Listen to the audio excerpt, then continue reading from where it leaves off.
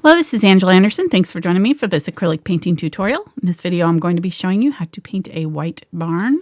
We're going to be focusing on some clouds since we've got such a lot of sky showing on this one, so it'll be a good cloud tutorial, and I'm going to try to keep it simple for our beginners.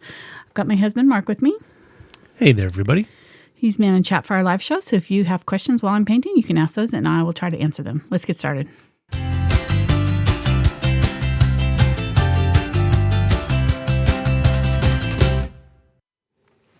All right, so here's our reference photo. I cropped it down just a little bit. It was a little bit longer this way. But I am going to kind of put in some trees that are a little bit higher just to kind of balance out the composition a little bit.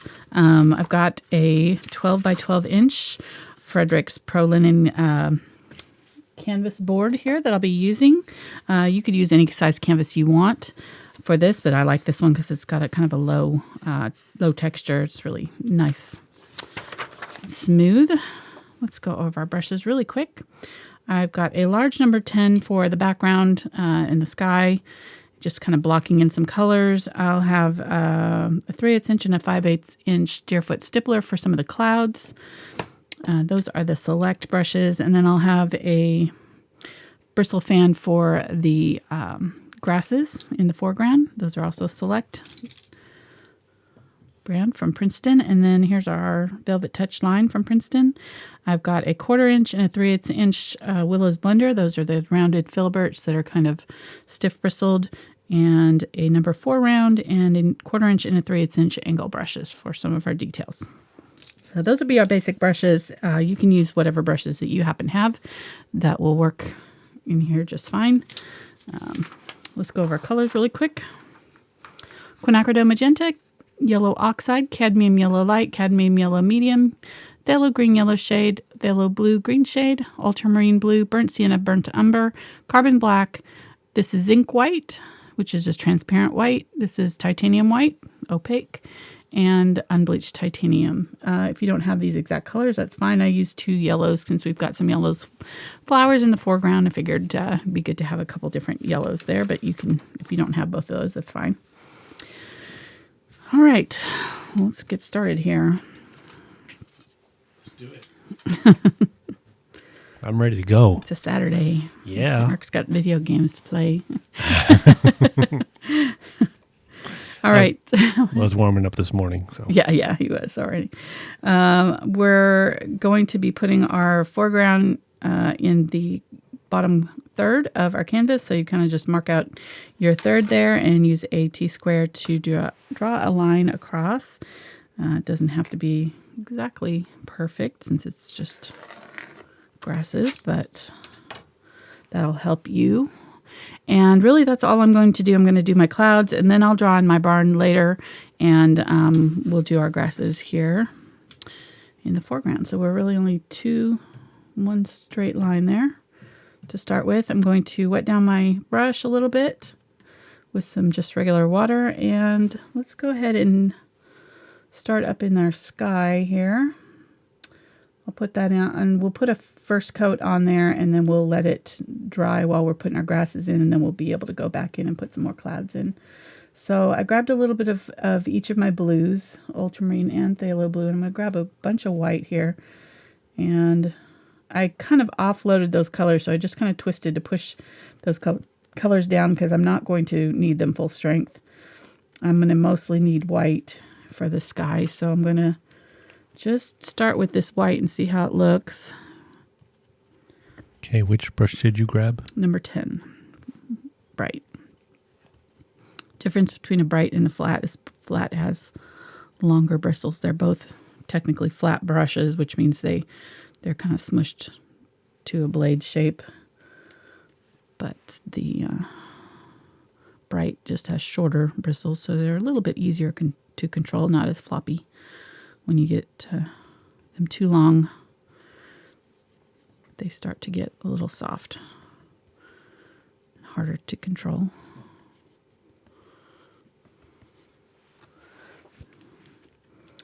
Right, so I just grabbed a little bit more of that dark blue to kind of add in, but I'm just kind of dabbing, crisscrossing, making sure that my bottom edge here is soft so that I don't have any hard lines that I have to try to cover later. That's just kind of good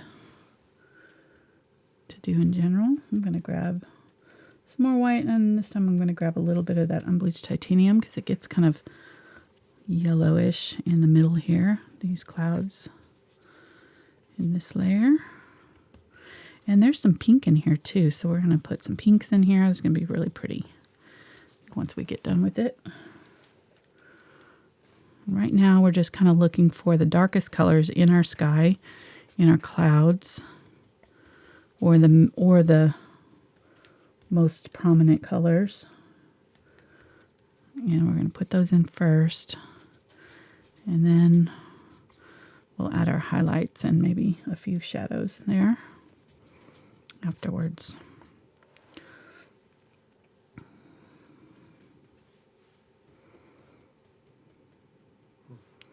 Go right up to that line there. I'll go ahead and go over it. Just paint it as if that barn's not even there. It'll be a little shorter video if you do that. Just saying. True that. If they just want to paint a field with flowers and stuff. Grab a little bit more blue down here. Yeah. Hey, I'm all for that. Put in like a tank there, whatever your imagination drives you to. Just spitball in here. Somebody sent you a tank picture this week. They did. I got 2 tanks this week. You did get 2 tanks this week. I got a, let's see here. There's a whole bunch of stuff that we got. We did. This was a weird, we hadn't gotten stuff for months. And then, well, we get stuff every now and then. But yeah, we got a bunch of stuff this week. Like all at once. The hashtag magnets for Mark. Not even my birthday yet. Kind of took off. Yeah, I think so. I think that's what it was. We got the Sandoval Island magnet from Karen. It says awesome. Yes. Thank you. And let's see here. We got the magnet Lois sent us London and a tank magnet. Yep, Lois Hastings. Yes. Thank you, Lois. Very, very colorful. And then we have... Okay, I'm just going back in here. You're taking a while, honey. I'm trying to... You're trying to teach something here? Well, I'm trying to what? Move on. I was like... I thought this was a mailbag time. It was, but you're taking too long. Okay, gotta keep moving on here. I'm done. We'll go back to it. Okay. I'm going to use Phthalo green in burnt umber here. Make a dark green. And I really probably have too much white still in my brush, but I think this will be okay. And we're just going to use this for our kind of base coat down here in our grass.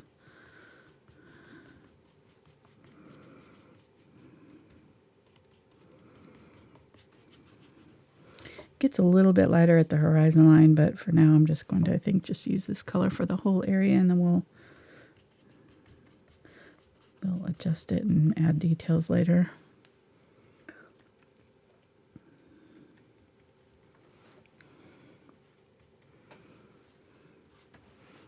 I'm going to turn this and make it easier to make a straight line if you kind of turn it at an angle.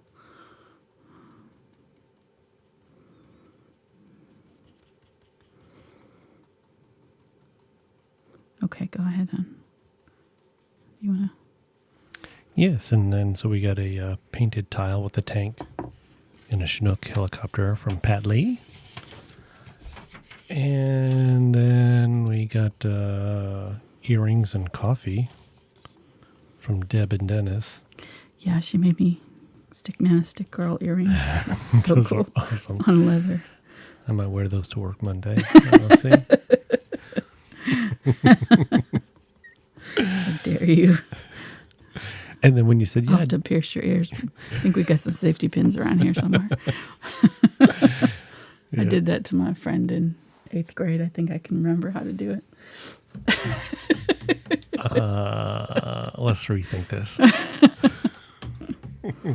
Maybe not. I don't know. We'll see. We'll see what the alternatives are. Maybe clip-ons.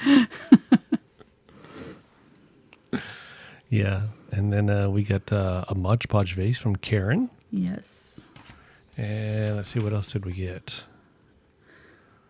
Then a couple weeks ago we got Stickman pot holders? No. Photo holders. I can't read. I'm sorry. Oh, yeah. I got actually and one Mark's right got here. them over there. He's using them. Yeah, I'm using it right here. Holding up the ingredients for Unbleached Titanium. Nice. Yeah. All right, so there's our foreground clouds. These aren't quite dry yet, but I think we can work with it. Hopefully it's not too sticky. We'll see how it goes here. So I'm going to use a large Deerfoot stippler to start with and grab some of that Zinc White. We'll see how sticky this is. Yeah, this is good. It's fine. So I'm going to tap. I've got the color mostly on the tip of my brush here. So I'm kind of pulling it off. I'm just getting it like right on the tip of that brush. And if it's a brand new brush, you probably want to abuse it a little bit and smush the bristles out so that they're not like in a perfect circle, or, you know, at least these outer edges are a little bit fuzzy. That kind of helps with the cloud effect. So we're just going to use this Zinc White and just kind of do little circular motions, tapping to add color. Or really not color, we're just adding white, transparent white over our color, but it'll show through, so it'll be kind of soft and pretty. We're just going to start with white, but we'll add other colors here in a minute. Just trying to kind of build my base of cloud shapes. So mainly, I mean, this is pretty much the whole background here is all kind of a cloudy sky. There's just a little bit of blue sky peeking through, and everything else is pretty much almost solid clouds. So I'm just going to tap over here and create layers in my clouds. So I'm going to create these kind of long lines that sort of go up and down through my clouds. And you can look on your picture and see where those are. You know, there's one here, there's one that's kind of thins out right here and then gets a little bit wider right here, kind of meets up with this one. And there's all these littler, smaller patterns in here. There's one big one right here that kind of, I think that they must have done some sort of a photo editing on here, because it doesn't look like natural cloud colors exactly. It looks like they did some sort of a filter over the top, which is fine. We can still get that kind of look. So just no judgment. Right. And it's not going to be like maybe fully realistic, but I don't mind that. It's our painting. We can do what we want with it. Exactly. So I do want to make sure that I'm leaving those little pockets of that background color. I don't want to cover it up with white completely. Using the Zinc White kind of will help us from getting too solid too quickly, or getting too white, you know, too quickly. Our barn is going to be right up in this area, so I want to be sure that I leave a little bit of a dark area behind it, because our barn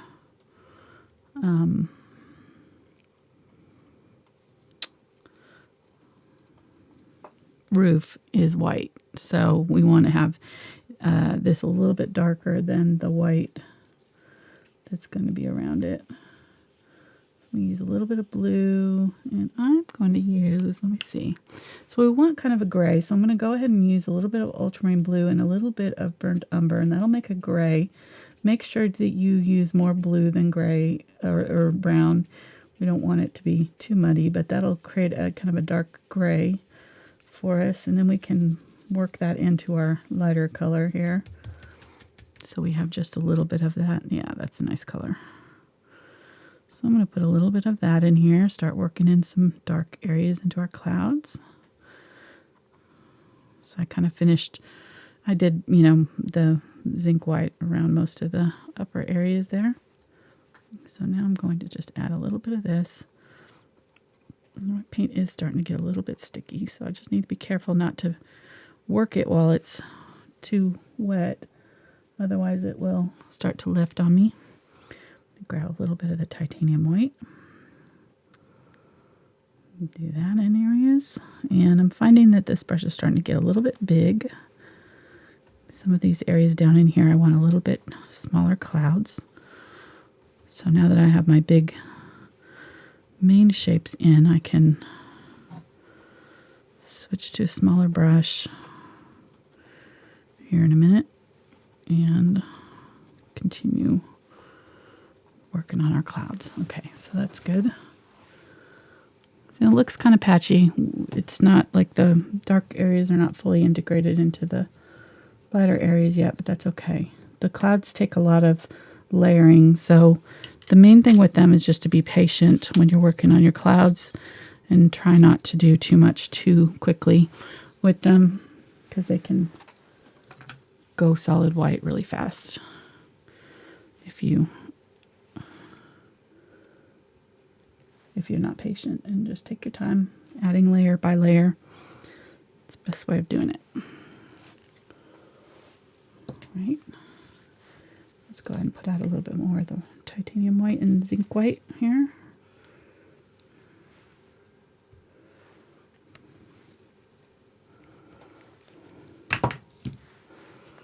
I'm going to grab the unbleached titanium and just a tiny bit of, let me see, I'm seeing a little bit of yellow oxide up there. Especially around our barn here. There's some yellowish clouds. So I'm going to add some of that in right here. And I'm going over that whole area that I think my barn is going to be. So I know my barn's going to take up this area in here, so I'm just going to go kind of around it with this color. Not a halo, obviously. We don't want to like try to outline it with this color, but hopefully you just have it working itself around. It's a little bit dark, so add a little bit more white. It's a very subtle color change, so the values are not that different, just barely darker. So don't do too much here. Get a little bit of white. There we go.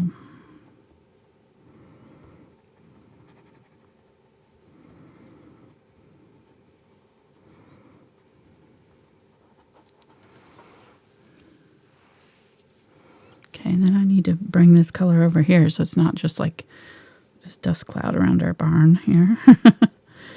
We want some of this color all over in our clouds. Put some up in here. Yeah, this is definitely getting sticky up here, so we just need to be careful not to do too much more with it until Mark dries it for us. I may just do the grasses. I think this is dry, so I can probably work on that. The only thing with that is that I want to make sure that, yeah, really none of these grasses are coming up as high as the horizon line, so it won't matter when I do them. If they were overlapping my sky, I would have to wait until I finish my sky completely, but this shouldn't be a problem with ours. Okay, let's just continue adding this color down here.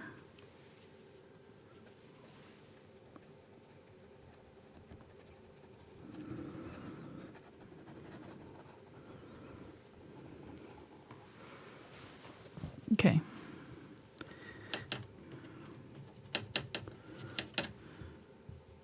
Okay, I'm going to stop there because this is starting to get sticky and I don't want to do anything more to it. So let's work on our foreground here. I'm going to go ahead and use a little bit of black with my green here. Get some really dark green areas, and there's just a few places where there's some really dark, but I'm going to kind of tap in along back in here. And these I'm going to keep kind of horizontal. These ones that are far away, we're really only seeing the clumps, small clumps.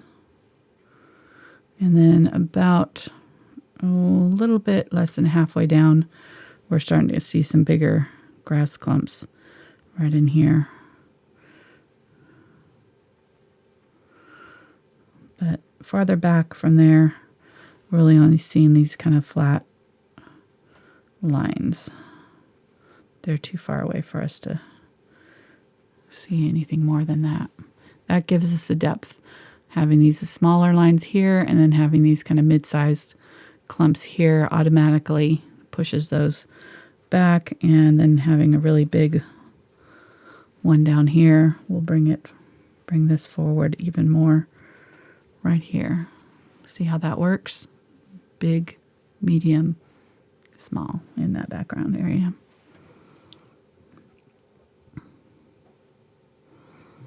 Your eye automatically interprets it as being farther away.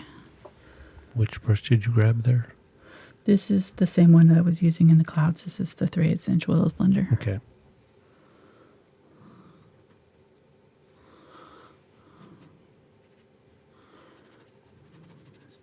Big areas down here. Smaller clumps in here.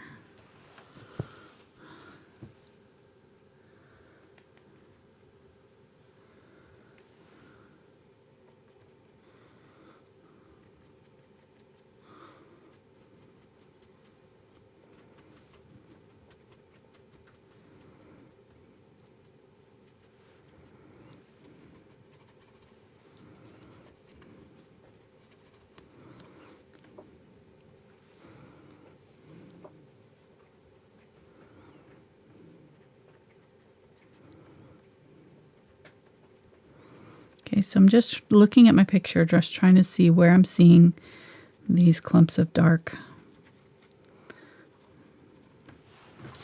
And on my picture here, you can see them here, these little areas right here. That's what I'm looking for right here. So I'm trying to put those in my, there's that big one right there, and there's this one right here. There's one right in here. And just try to kind of keep the relative size right for how far away it is from our foreground. That looks about right. So let's grab some cadmium yellow. Mix that in with my green here. And I still have that black in my brush, so it's going to neutralize it a little bit. It won't be as vivid. In your face yellow. This will be kind of a mid-range color that we can tap in here along our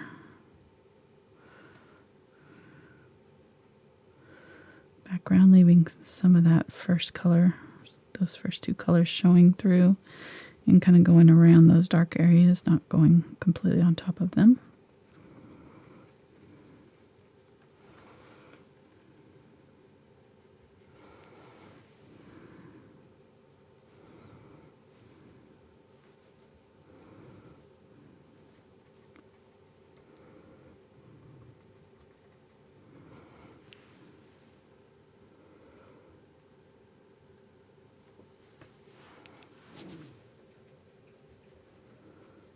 Now going with a little bit brighter yellow here.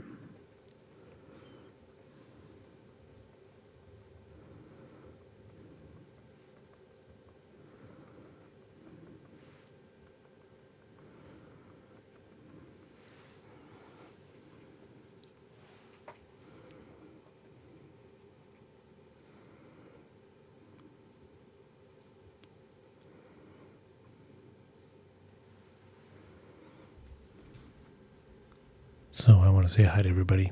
Yeah. You're in your concentration mode already. I know, sorry. I was already just jumping right in. Hi, guys. So glad everybody's with us today. Got a whole bunch of our unusual suspects. Good. Watching in. Apparently it was somebody named Mona's birthday this past week. It was. So, yeah. Happy birthday, Mona.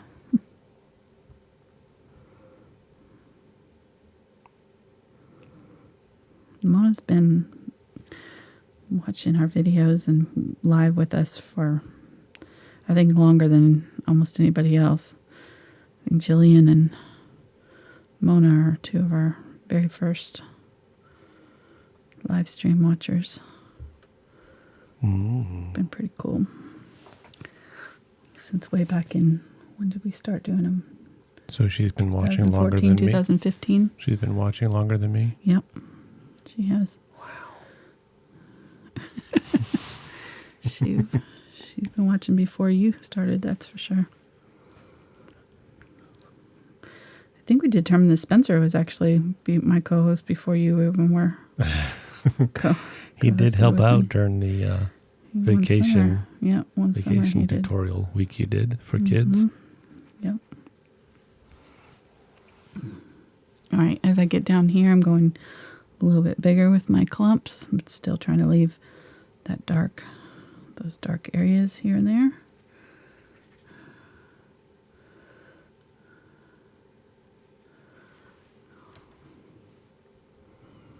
And if I see places where I need a little bit more dark, I just tap it in here, just trying to keep those lines kind of horizontal. That's what gives it that look of distance.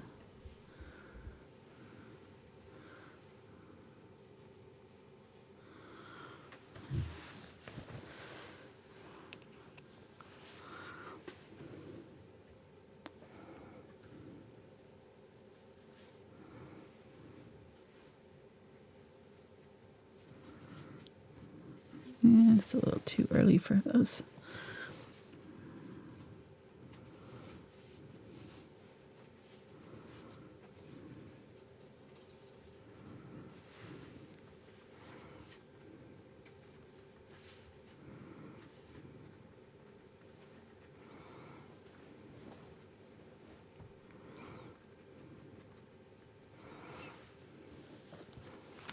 Okay. It's still a little wet. All right, so I'm going to go ahead and I'm going to switch to a smaller brush here. Get this one here, the 1/4 inch one, and I'm going to grab some of the cadmium yellow light, a little bit of white. And right back in here, there's little clumps of flowers. They're far away. And if you want to, you could use a round brush for this. Barely touching down. I just want tiny little areas. Flowers.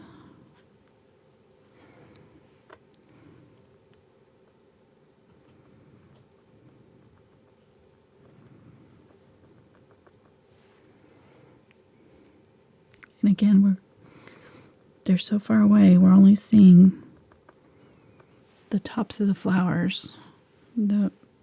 So the farther away they get, the flatter they look to us.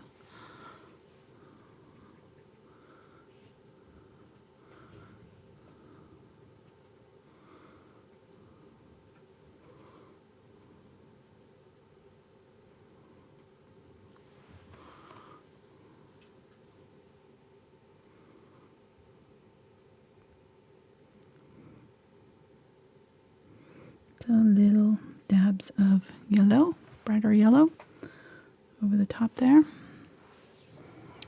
And really they're a little bit darker than that because they're farther away, but I'm going to start them that color and then I can glaze over them if I need to, if I decide that they're too bright. I'd rather go too bright than, not bright enough. You can always darken up your colors with a little glazing really easily.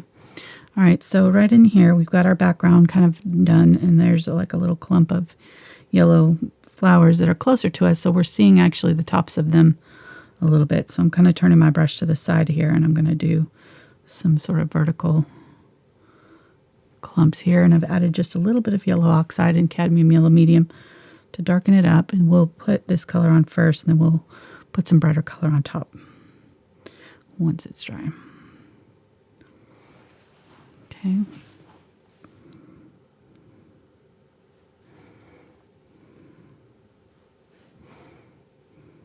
And don't really want to go too high with this, so we want to keep this area up here, the smaller flowers. So these are gonna be some of our smaller flowers back here. And there's a section right in here. They're a little bit bigger, so just tap a little bit harder, but they're still small. But then this area right in here, we're seeing them quite a bit bigger. There we go. And then we're going to put grasses up over the top of these clumps right here. So we're coming right up against these dark clumps right here with these flowers. And then there's some smaller ones back in here.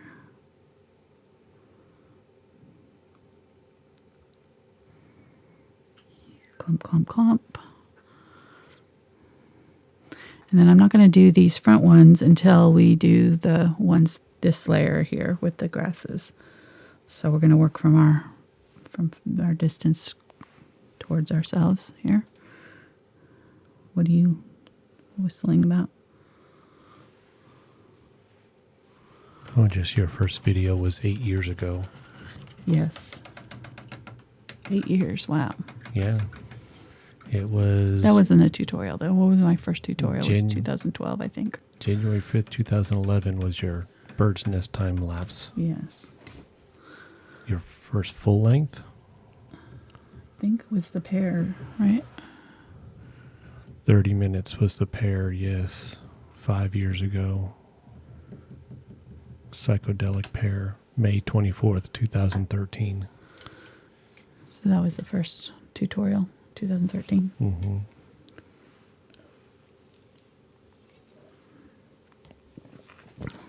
Long time. All right. Let me see. I was so young. I just want to make sure that this is dry here. I feel like it's still a little tacky. But let's... Like me.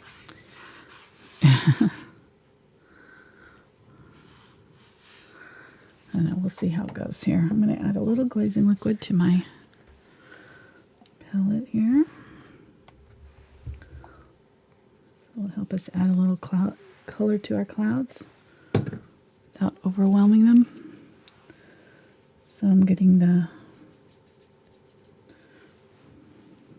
3/8" Deerfoot Stippler and a little bit of the Quinacridone Magenta here. And I'm going to add a little bit of the yellow oxide, even though it's not an opaque color. It should, hopefully, with this glazing liquid, be thin enough that it'll give us some transparency. Wipe most of that off, so I have just a little bit on here, and I'm going to add a little bit of... it's kind of bright. So let me just add some glazing liquid to that and just push it around here. More glazing liquid. And the nice thing about glazing liquid is that you can add as much as you want. It's not like Extender or other mediums where you have to limit the amount that you add to your paint. You can put it on solid if you want, if you wanted a clear layer for some reason. I don't know why you want it, but just saying, it's a possibility. So I'm going to add this very, very thin paint my glazing liquid. Around here, super light pink wash.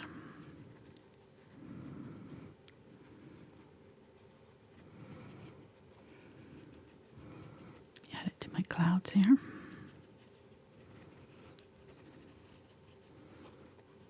Yeah, if it looks too dark, that's all right. We can tone it down.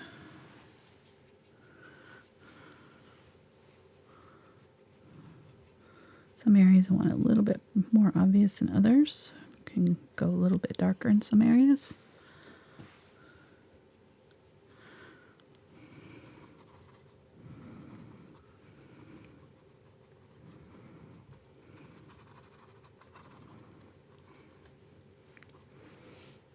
And I ran out of my gray there. Dried out. Add a little bit up in here.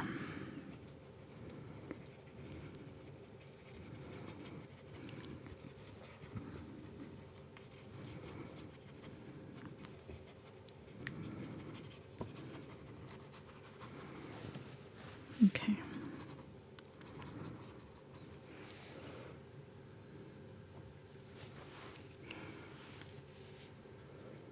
I'm going to add a little bit to my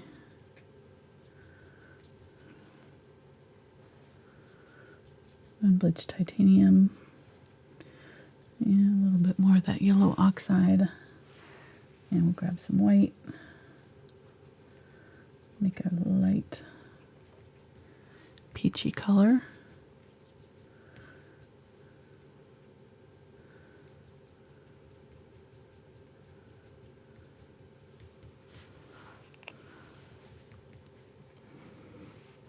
And wipe most of the extra off there. Just use that up in here.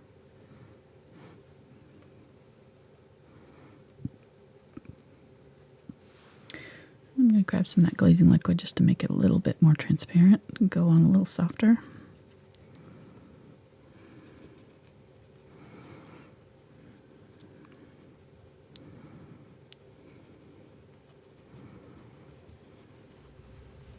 Okay, got a question. Okay. They wanted to know what they could do to tone down the reds in the clouds. If they don't want reds in their clouds? Yeah, or to just tone it down a little bit. A little less obvious, I'm guessing. Well, either use a color that would neutralize it, you know, a little bit, like a brown or gray or something like that, that you would add in. So we could use a little bit of our gray, our ultramarine blue and burnt umber color here. Burnt umber is a good color to use for neutralizing just about anything.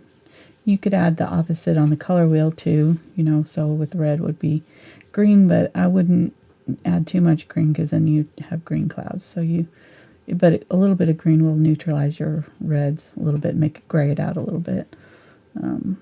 So there's my gray. So we'll add a little bit of that in here with their glazing liquid. Finding some of these clouds where I need a little bit of shadow.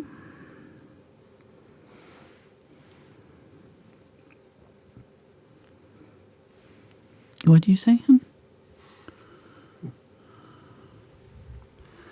You said finding with a long pause, so I said Nemo. Oh.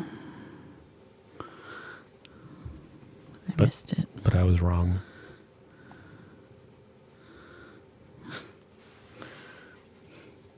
You have your own jokes. You're just telling over there. I'm telling myself jokes. I see that. I'm cracking up. Just entertaining yourself. Yep. It's a good activity. Doesn't take much to entertain over here. I'm this many. Okay. Just wondered. That's awesome.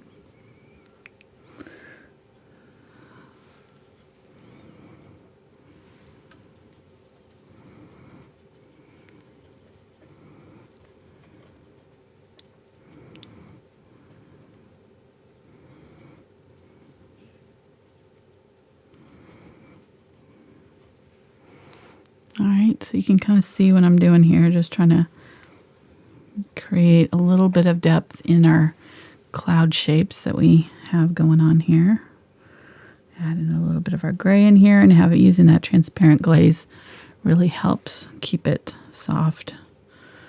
Keeps it from getting too overwhelmed by these darker colors. You can always build up layers of this dark. You don't have to do it super dark right away. You can start out soft and add more and more layers. The more layers, the better, I feel like, with clouds. They always just kind of, as long as you don't go solid, too solid. That's the only danger of adding lots of layers, is that you could end up with solid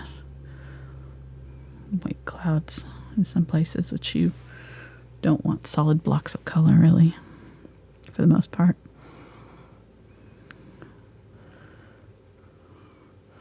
So adding some zinc white now. Back up in here where we have these kind of real wispy looking cloud shapes. Going a little bit thicker with it. A little bit more solid.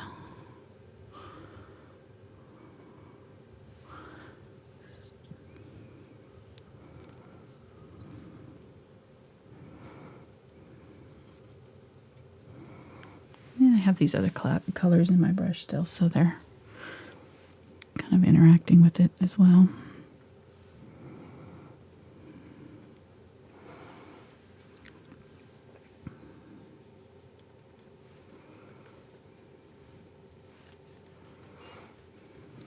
Use some of that darker color up in here.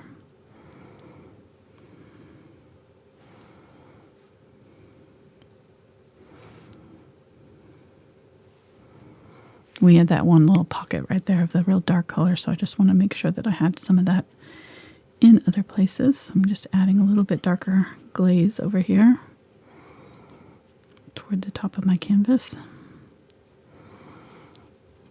And just blending it in. Soften it up. There we go. Okay.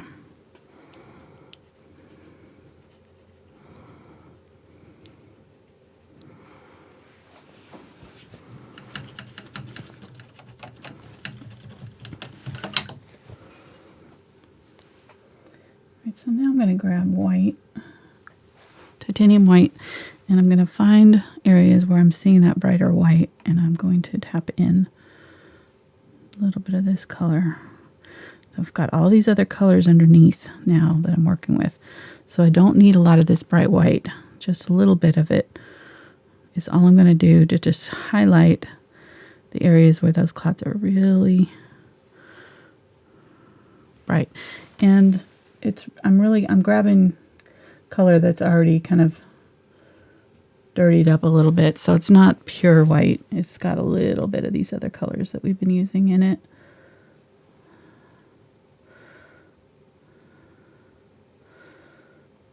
But it's a lot brighter than, it's more opaque than the zinc white, so you just have to be careful where you're putting this because you don't want to overwhelm it. It'll take over real quick. It's so opaque, it's going to cover your other layers. So if you want it to stay looking kind of wispy and soft, we just want to put this where we're seeing those bright highlights on our clouds, plural, mostly along the top ridges. You can see where we've done it over here.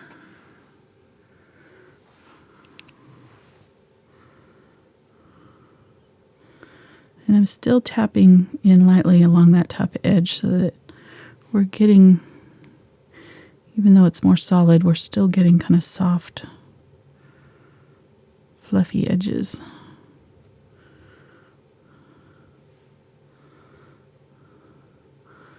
And then there's kind of some zigzag through the clouds there.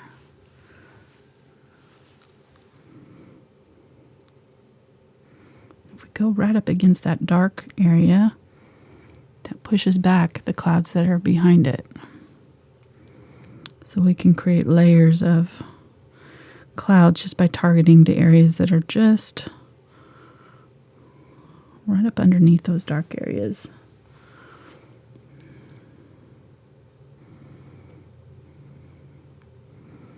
And we can create pockets of layers in our clouds that way.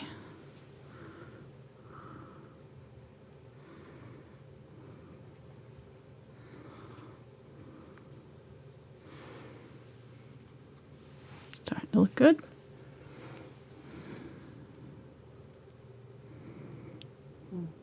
That's okay.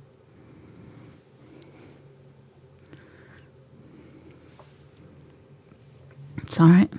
It's all right. It's all right. It's all right, you know. If you're going for, you know, sky and clouds, I guess it's okay.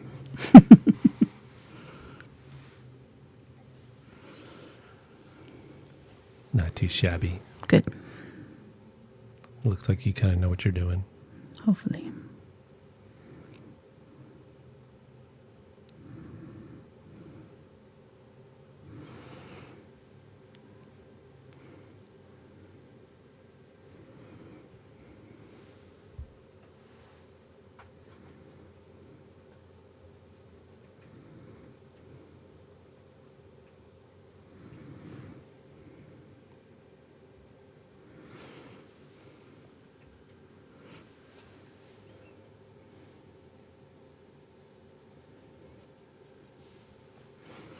I'm going to grab some more of that.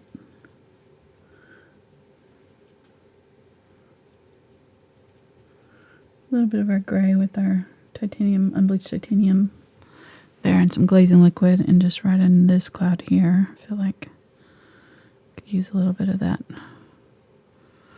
darker area right there.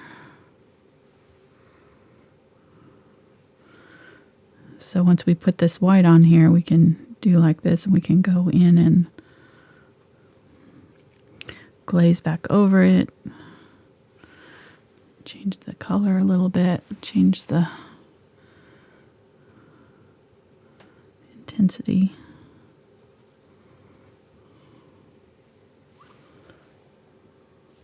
Okay, back to white.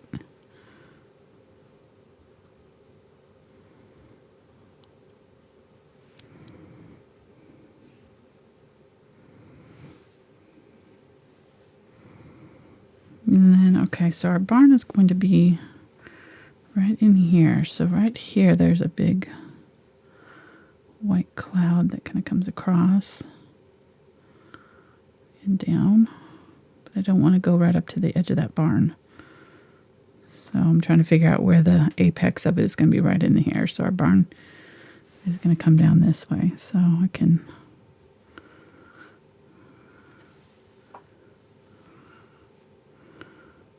do my little clouds around it, but not quite over the top.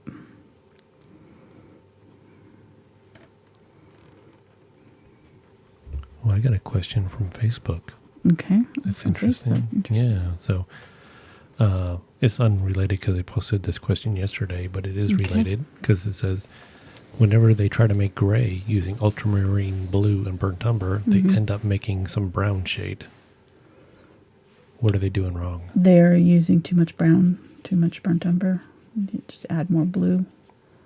Okay.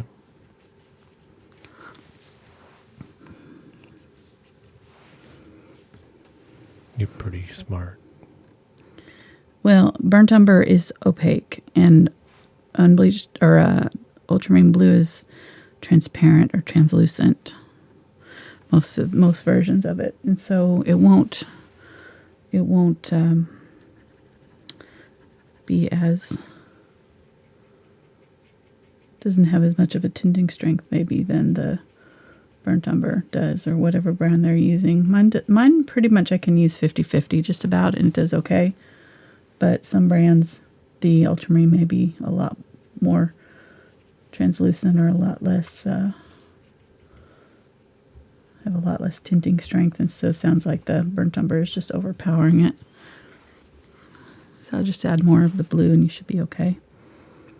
Speaking of, I'm going to add or that dark shadowy blue down there.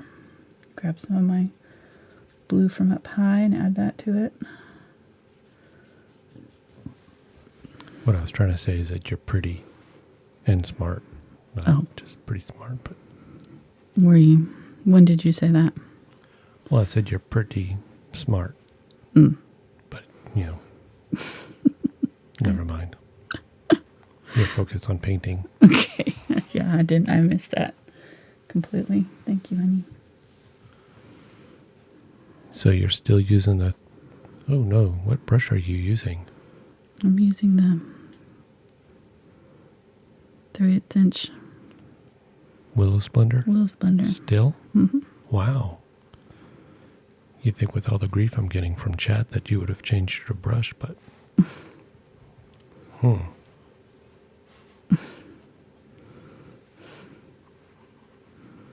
Why did you tell them that already and I didn't believe you? No, I was talking and doing other things and they're like, oh, you're ignoring us. And I'm like, what? And they're like, what brush is she using? Oh, it's the same brush for the last 20 minutes. Have you been watching the video? Oh, snap. There's some chat smackdown going on right now. Oh, yeah. I'm pushing back here. Better watch out who you're playing with. Just Mark. Mark is fighting back here. At least I got a big bag of coffee, so it'll last me a while. Because I don't think I'll be getting anything else. From anybody else. Yeah. No. Not making any friends today, honey? No, I'm not. Okay. So I put a little bit darker there. I just felt like it wasn't quite as dark as I wanted it. And now I'm going in low with some very small clouds. The clouds, it basically does the opposite. So this is our farthest distance, right? Including our clouds. So they're going to be small. And as we get farther away from that horizon line, these are getting bigger down here. These are getting bigger up here on the clouds. So that makes sense. It's like this is the smallest area. All of our clouds are going to be small and our greenery and everything's going to be small. And then as we move up away from that, these are going to be much bigger up here. These are going to be small down here by the horizon line. Our clouds, it's like a mirror image of the bottom area is the same way. It's bigger down here close to the bottom, smaller by the, you get it. So I'm going to tap in some little teeny baby clouds way far away here. And these also, just like our greenery, they kind of get flatter as we get close to that edge. So the bottoms of them kind of flatten out. Okay, so they're trying to cover their tracks and ask that if they don't have a Willow Splendor, what could they use? You are. No, but seriously, for those who don't have one, just a stiff bristled brush will work. So okay. A hog bristle brush, like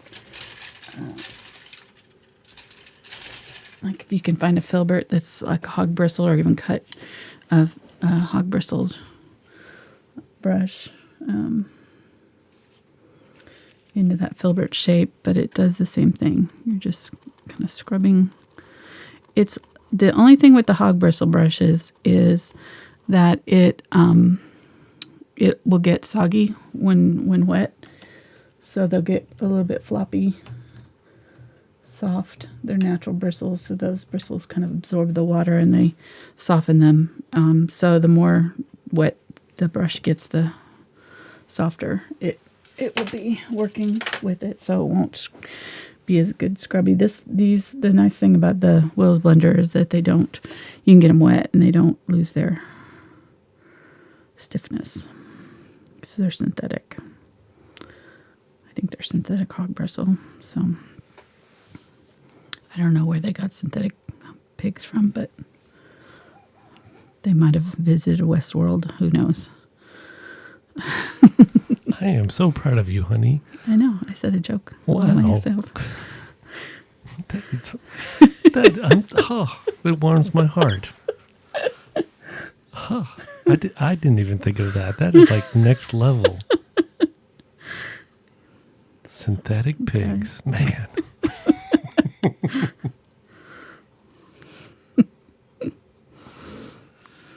My little girl's grown up. Oh, God. You're hilarious. It is sad, but true. I am the straight man of this pairing.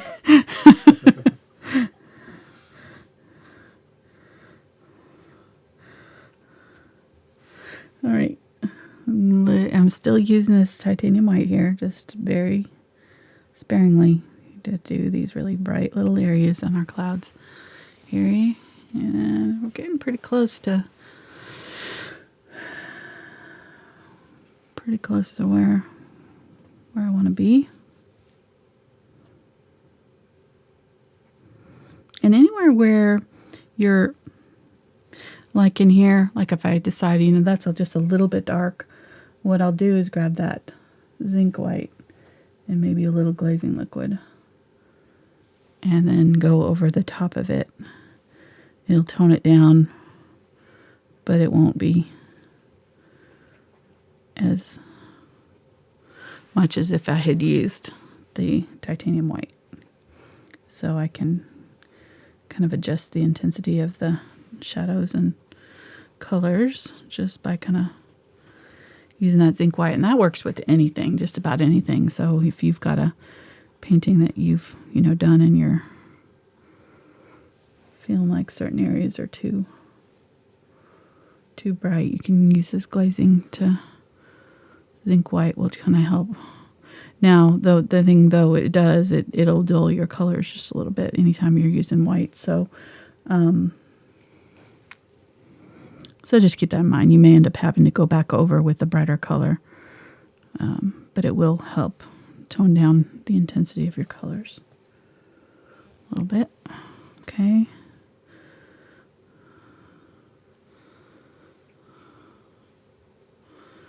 Oops, I feel like I'm getting a little too close to my barn here.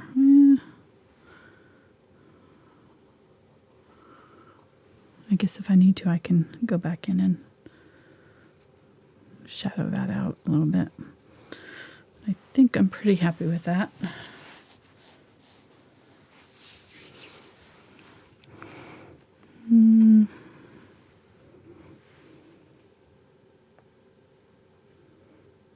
Grab a little bit of that gray with my unbleached titanium here. I'm going to bring this down.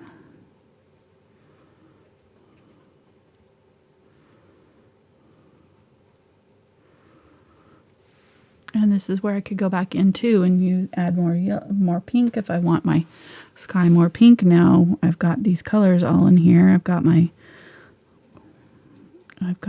light and dark areas, so it's real easy to just change the tone of an area by using a little bit of that glazing liquid in my color. So maybe add a little bit of pink right there. Meow. What are you doing? I had to. Meow? Why? People are missing Cashmere? Yes. We got some super chat. Oh. So it was either get Cashmere or meow, so. It's awesome. Yeah, Spencer's on cat duty today again. That's his new job. That's awesome. That was a good meow, honey. Thanks. I posted a picture in the Facebook group. I do the reminder of the video coming up today. Mm-hmm. And I posted a picture in the comment of Cashmere and Oliver just laying on the floor in here, just kind of chillaxing, waiting for the show to start. Waiting for the show to start, yeah. Yeah, and then they got booted. Yep.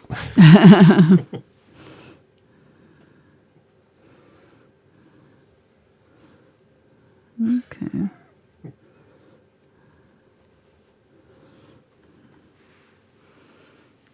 All right, I'm going to stop before I do more.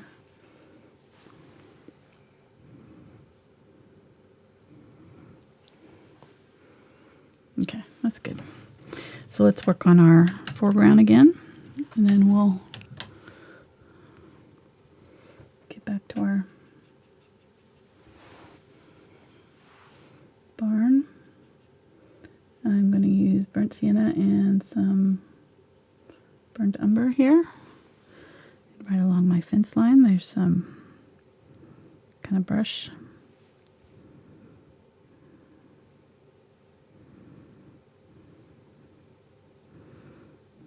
Tapping that in.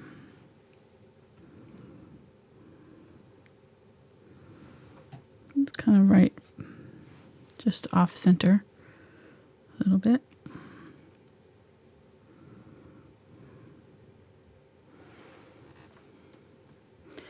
I'm going to do a little bit over here too.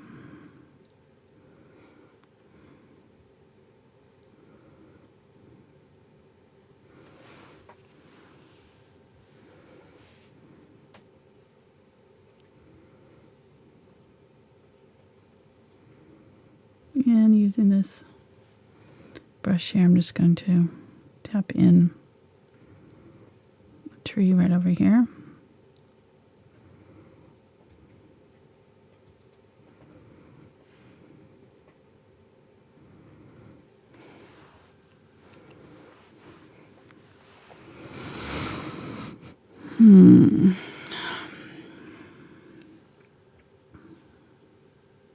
Use a little bit of black with my burnt umber here. I'm going to put some little tree trunks. Switch to my 1/4 inch angle brush here. You could use a liner brush if you want to.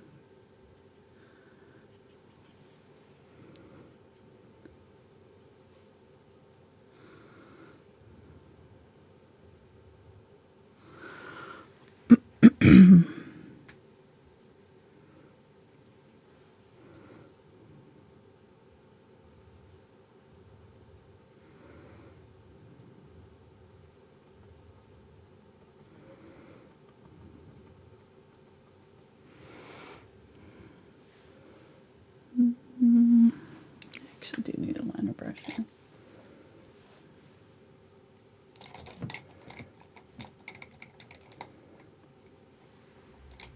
So was it after the last video that we were remembering the good old days with the cat from Mr. Rogers? I can't remember.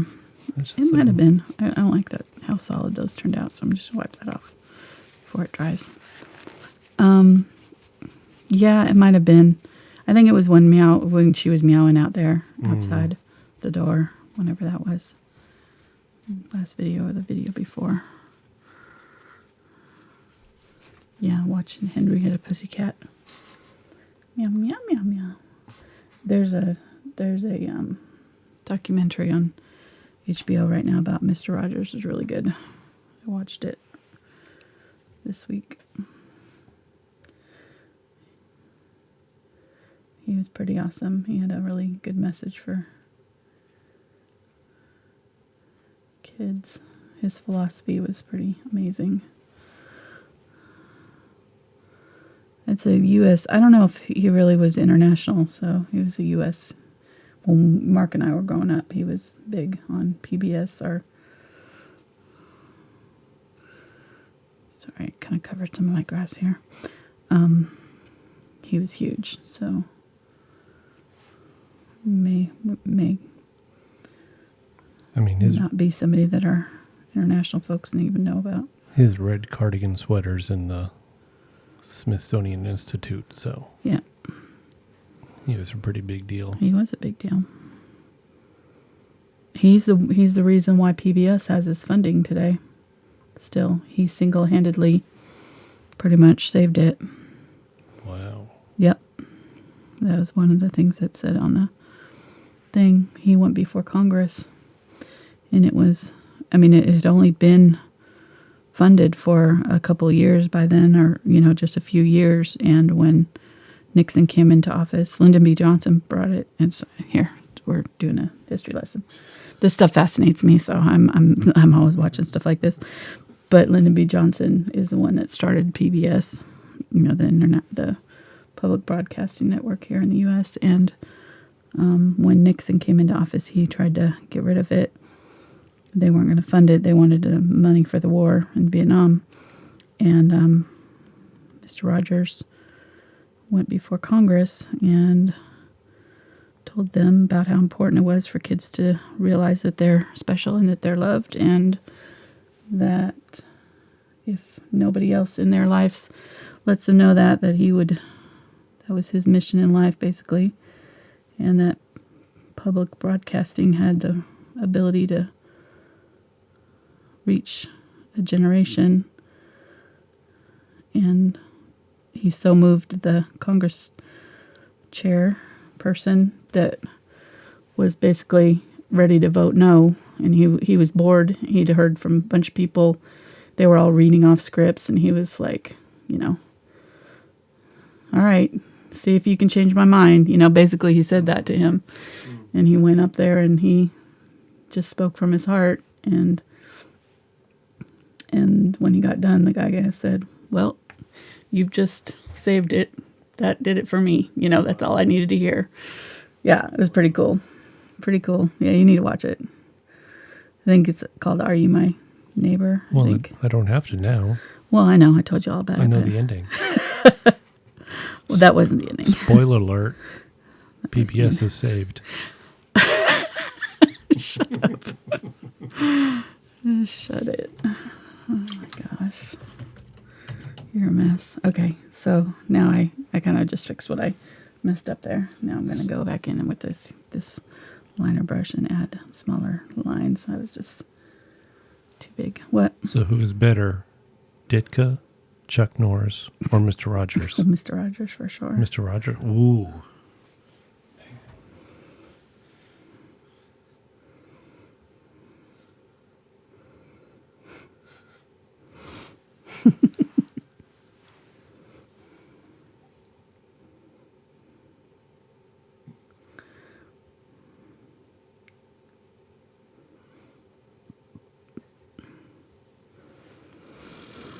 All right, and then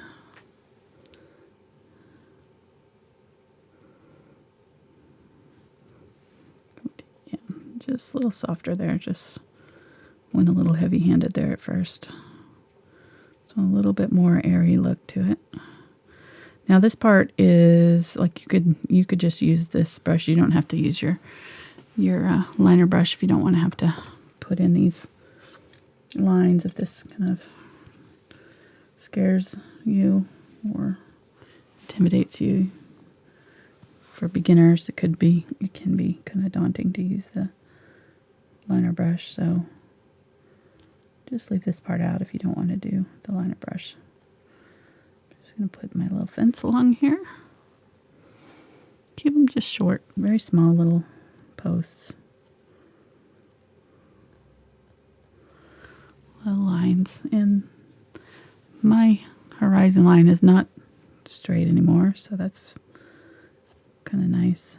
It gives it that little kind of more rural feel. So I'm just going to follow my horizon line with my fence post here.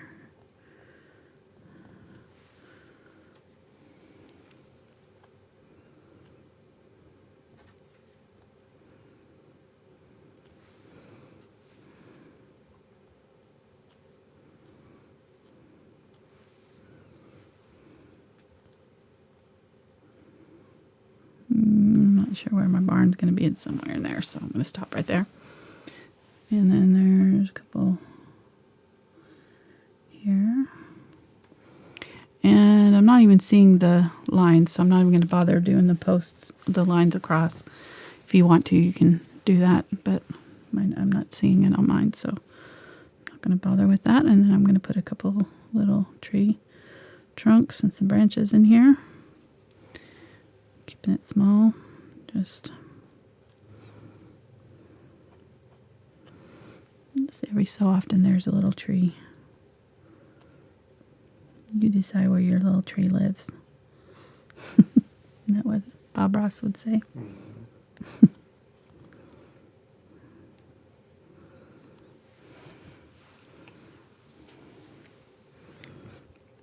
And then over here, there's some bigger ones. I'm going to bring them up a little higher. About the same height as that over there. That will just, what that does is visually, like if we had everything big over here and then there was nothing big over here to anchor it, it would just kind of point everything off here. But by bringing this up, so here's it like there. Now by bringing this up to this level here and putting something up in here, what that does is stops right there. So that looks much better than that. It just kind of cups that whole area and brings your eye in to our barn here instead of our eye kind of, you need something over here. Now this can kind of help anchor it here, so bring your eye back around, but this will help even more. Just pull it back up here, keep your eye from going, your eye kind of stops there and goes down and then comes back around. So that's why we're doing that over here. We're gonna add a little greenery, just like on this other side. Just some,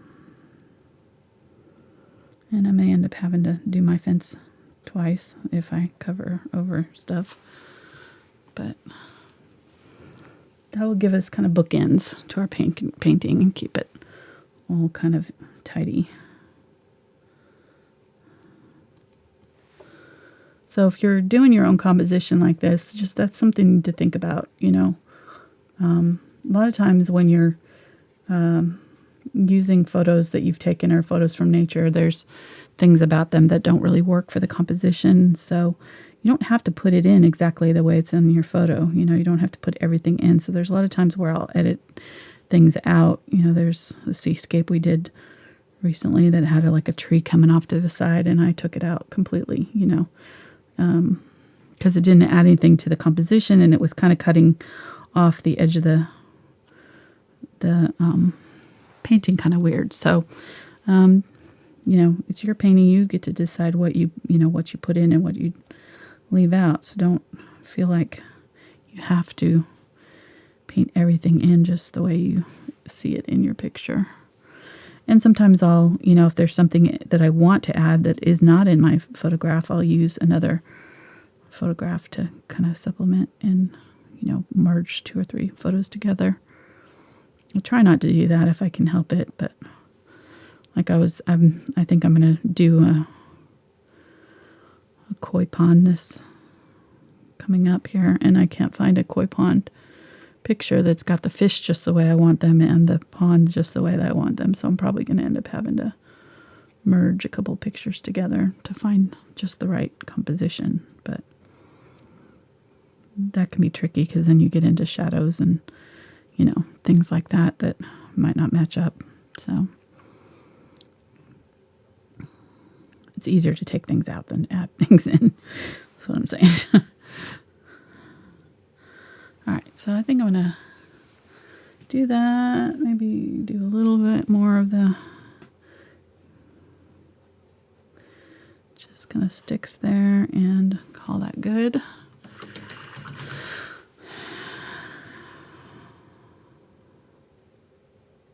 There we go.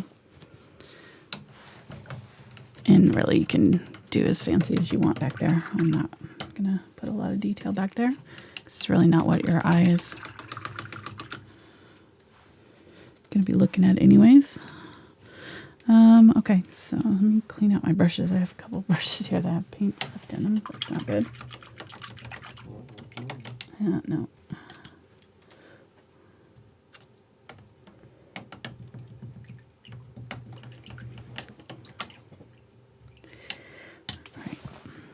I'm going to draw my barn in now. I think that's wet dry enough. I'm going to use a water-soluble pencil, and really I put this way too far over. So I'm going to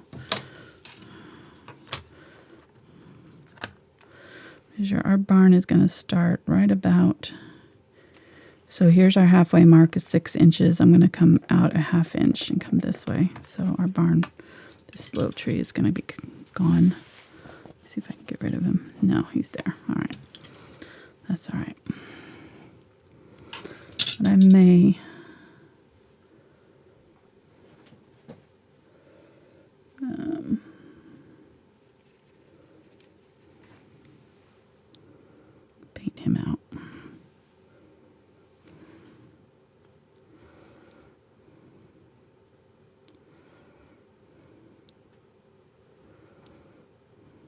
I should have done this before I did my trees. Sorry. I'm going to paint that out so I don't have to work around that.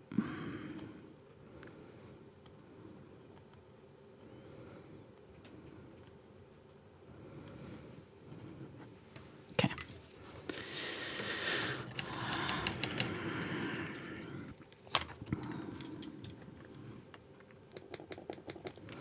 So there, it's going to come up a little bit higher than our fence posts. Maybe twice as high or so. And then I'm going to come over a ½ inch and then just a little bit more than a ½ inch. And then this is going to be just a little bit higher than this line here.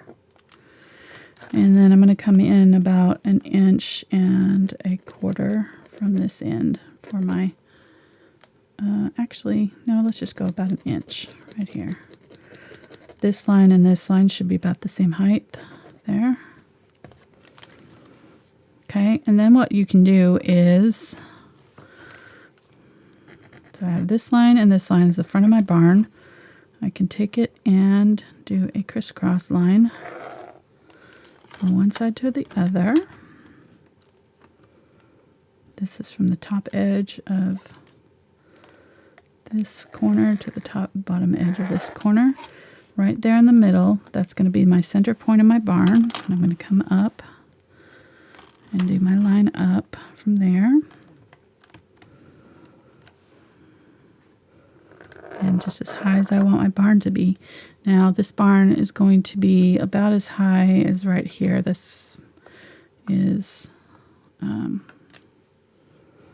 the third here. So we've got our third down here and our third here. So we're going to come up to this third right here. So that'll be the top of our barn right there. And then I'm just going to match this line up with this one.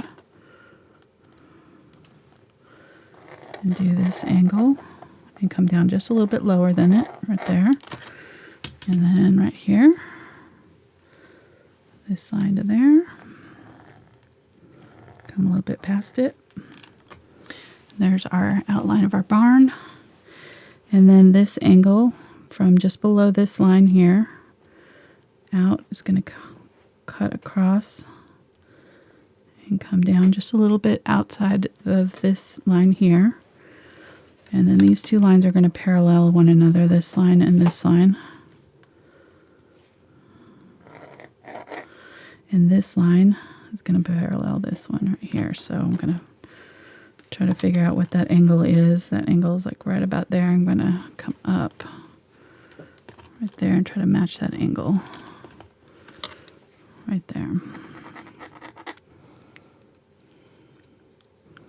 It's actually a little bit higher, more than that.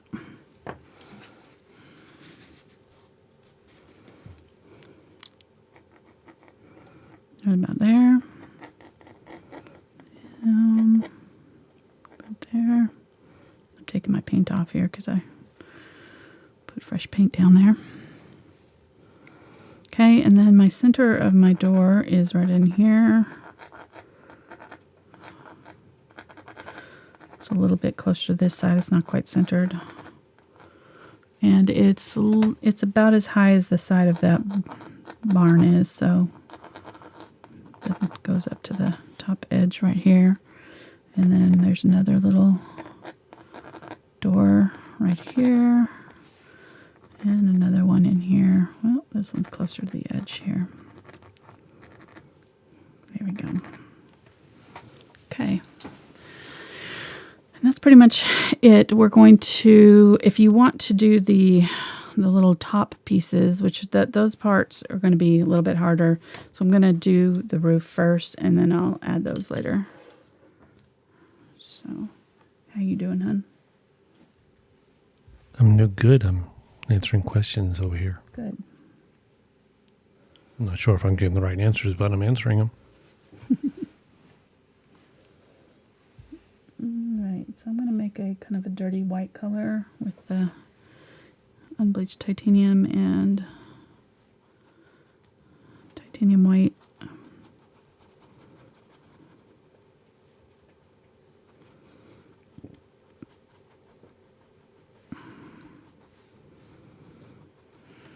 front of the barn, kind of an off-white color.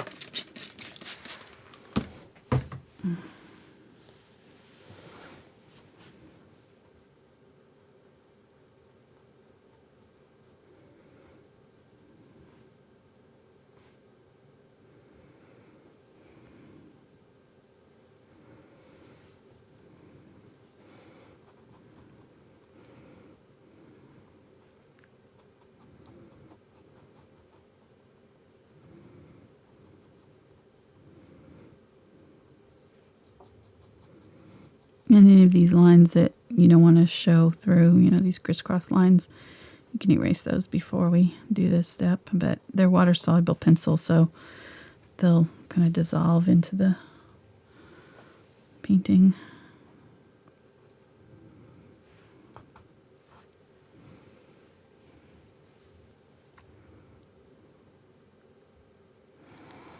Okay, and then for the sides, I'm going to go ahead and use that Ultramarine Blue and Burnt Umber color.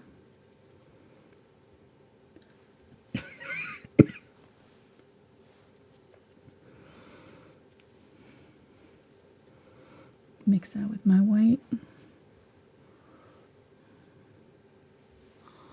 Use that gray over here, under here.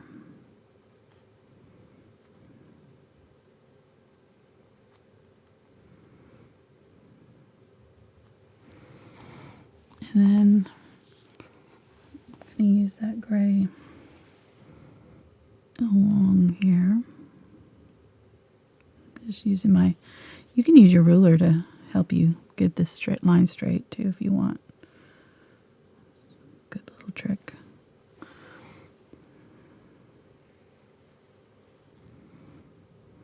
Just using the edge of my brush there. And I'm going to grab some white here and I'm just going to pull down from that.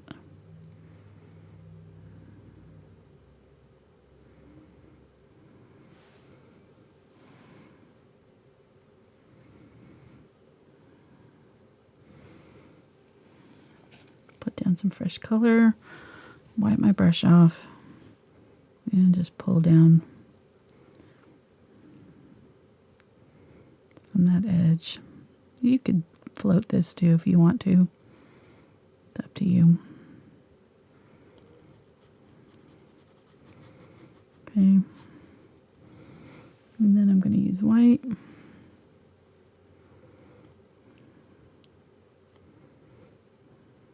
This paint is sticky under here, so it's not working very well. I should have waited for my first coat to dry before I tried to do that. But it's working all right.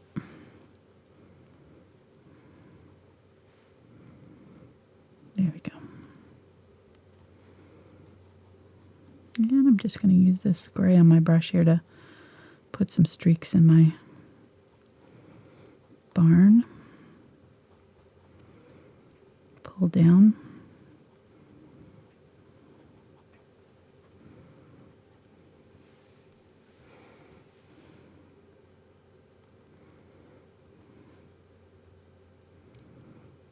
We'll put some more shadows on that side too, but I want to let it dry first. So I like that. It's kind of streaky looking. Let's use this brush and just do some of our lines across our barn here. There's these kind of sections of barn that are patched together.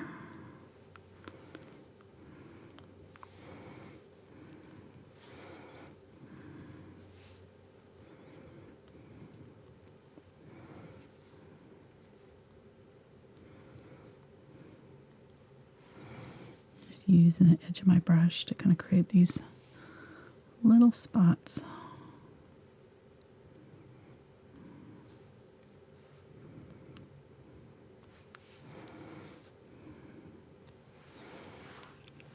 on our, nothing really super defined. I'm just kind of trying to keep them very sort of light, using that brush edge to tap them in so they're not too solid. This is kind of a ramshackle barn here. It's kind of aged. Is that a word you don't hear very often? No, I was going to say ramshackled. It's just about the best word for it, though.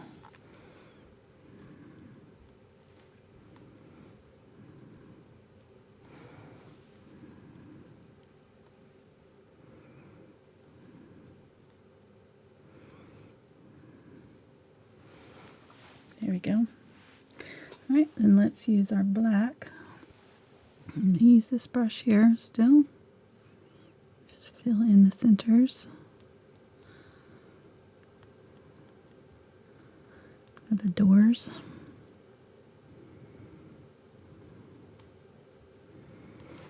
I'm trying to keep this edge where the grass hits it kind of a little bit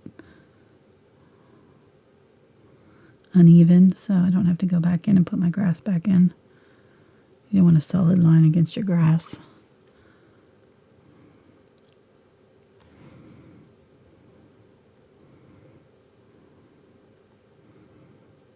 So just kind of dabbing along that edge to kind of create an uneven line in my grass right there. And then there is a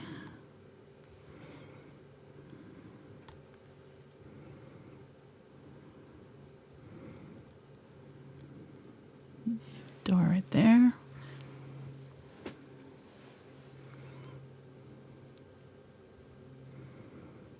And there's something right there in front of it, right here, so I'm not going to put it all the way across. And this door is actually kind of angled. It's off its hinge there and there.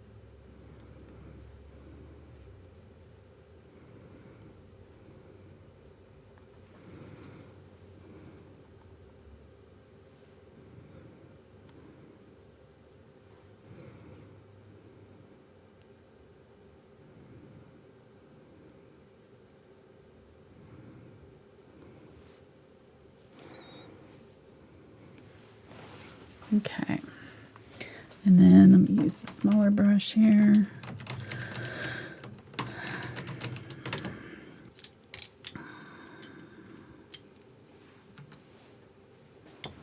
Use a small round. Do these little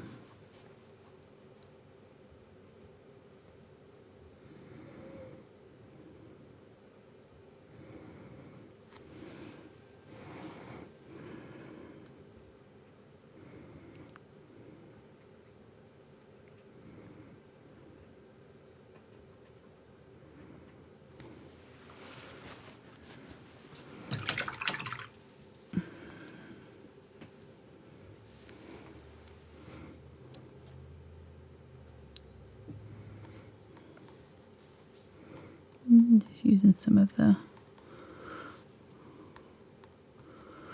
gray here, just to kind of clean up some of these edges that I need to.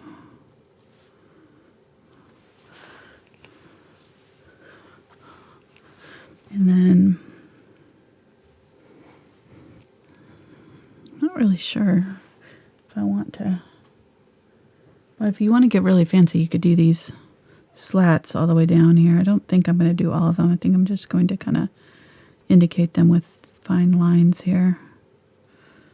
Just do some lines coming down. Try to keep them small,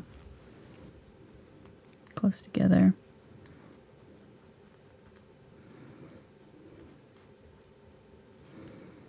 So do you have any suggestions if somebody would like to use an 11 by 14 canvas?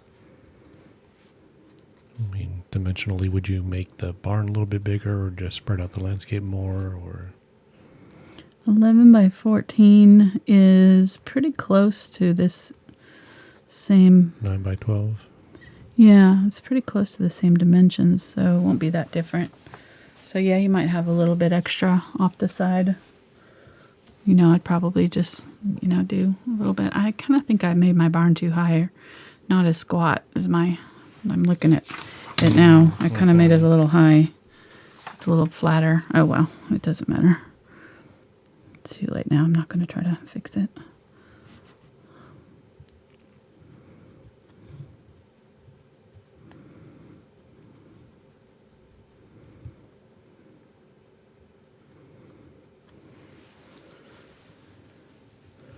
Okay, and then our roof is almost pure white, so I'm just going to use that really bright white here.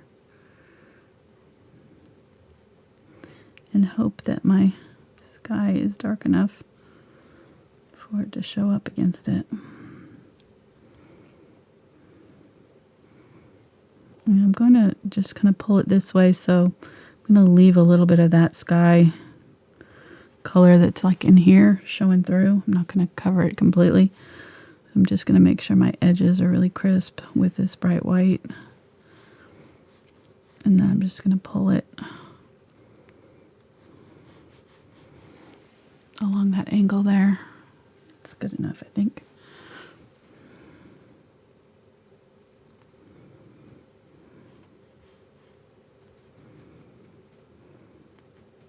Now I've got that Would You Be My Neighbor song stuck in my head. I keep over and over again in my head. Won't you be mine? Won't you be my neighbor? Over and over. Okay. There we go. Oh, looks good. So yeah, I mean, even though I wanted to do the sky darker, I think I still could go a little bit darker, so I might, let's see, grab a little bit of that yellow oxide, a little bit of that gray color, get a little bit of that blue, use my glazing liquid here and try to get it just on the tip there, and I'm going to go right along that edge of that barn and just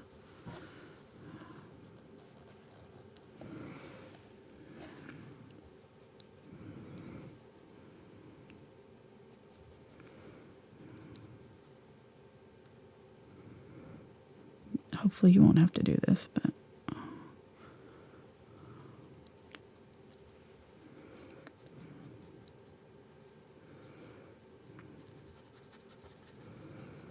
I'm just going to do this whole area. Make sure I pull it out so that it's not just around my barn.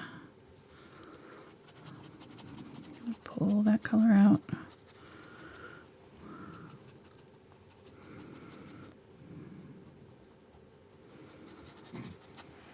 A little bit off there, honey. Just a little bit, Right. not much. Hey, the glazing liquid, that helps keep the paint wet so it can blend better? Yeah, it makes it transparent, so Okay.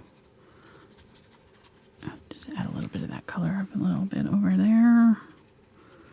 And then I'm going to go back in with my bright white and just touch up, just kind of close up in on top of that, but not all the way up to that barn, just so that it's toned down just a little bit in some places there. Okay.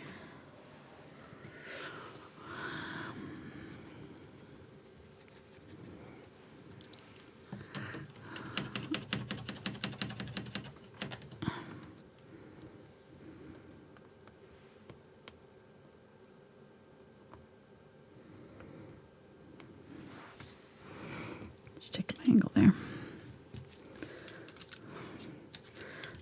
So if I want to do we need the top things on our barn? Probably. No. I really don't want to do them, but It's your painting. I'll You don't have to do them. I'll do one. I'll do one. Do it kind of right in here.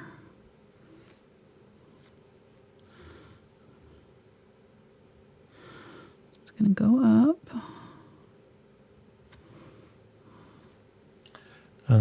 Matte medium wouldn't work, would it? Matte medium for what? Replacing the glazing liquid?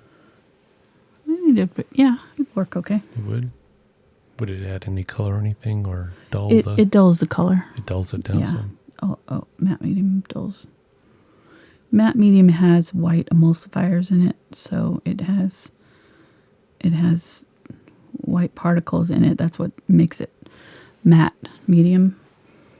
It's specifically made to dull your colors in your paintings. So that's what it does. Check. So, but if you don't mind that, then yep, do it. It's basically the same stuff as the glazing liquid. It just has that added stuff. Glazing liquid has this golden glazing liquid has an extender in it that lets you have a little bit more dry time too, which the matte medium won't have. Okay.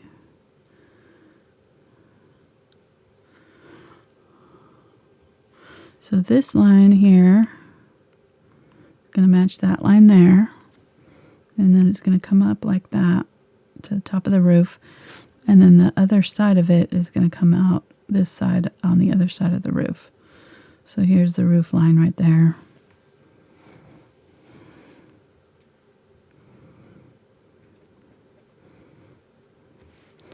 And then here's our little thingamabob house thing on top here. I'm going to do a little bit of a dark shadow right at the pitch of that roof. And then we're seeing the back side of, well, this goes basically straight across here. And then this angles down this way. And then we're seeing the inside of that other side over there. Right there.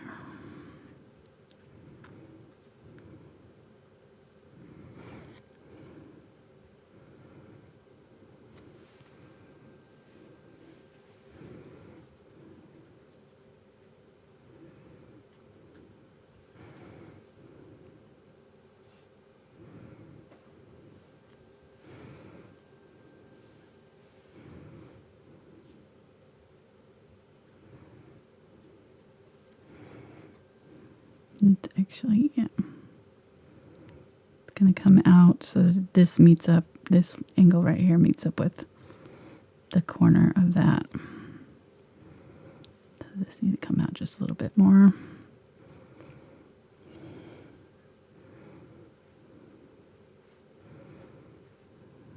There, and I'm really deliberately being a little bit, not sloppy, but, you know, a little bit kind of painterly with it. So it's not going to be, because that's kind of what I did down here. So I don't want to get it too crisp.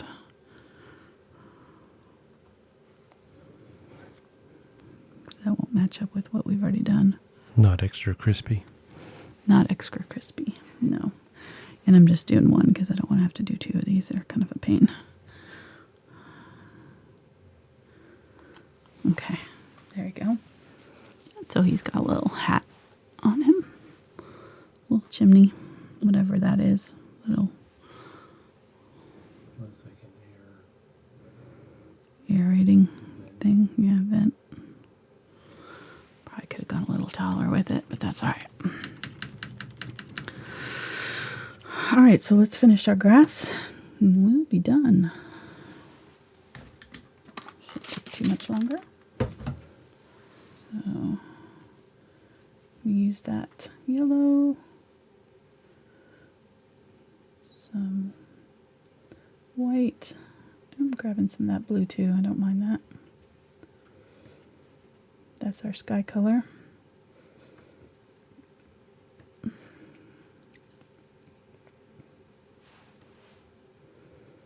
My paints are getting a little sticky, so I'm just trying to add a little bit of water to them here.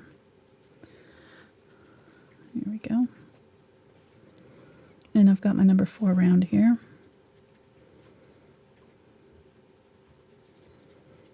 Use a little bit of the cadmium yellow light to make a lighter green over here. So I've got a couple different greens here to work with. And then I want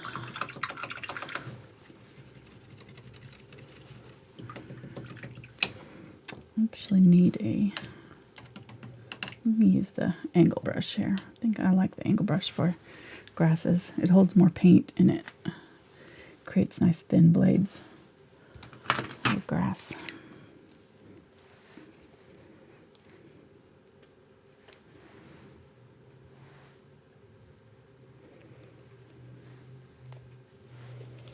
Okay, so I'm going to use a Phthalo green and some burnt umber there to create that dark green.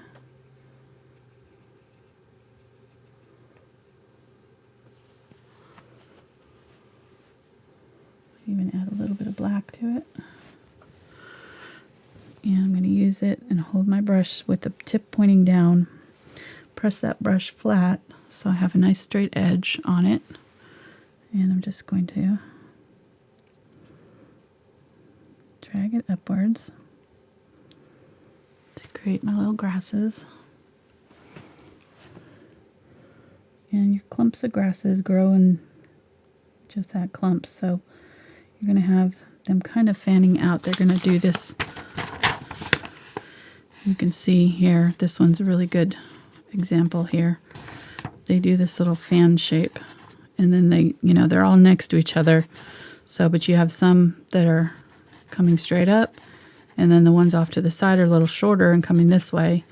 And so as you do these little clumps, just keep that in mind that you're going to want to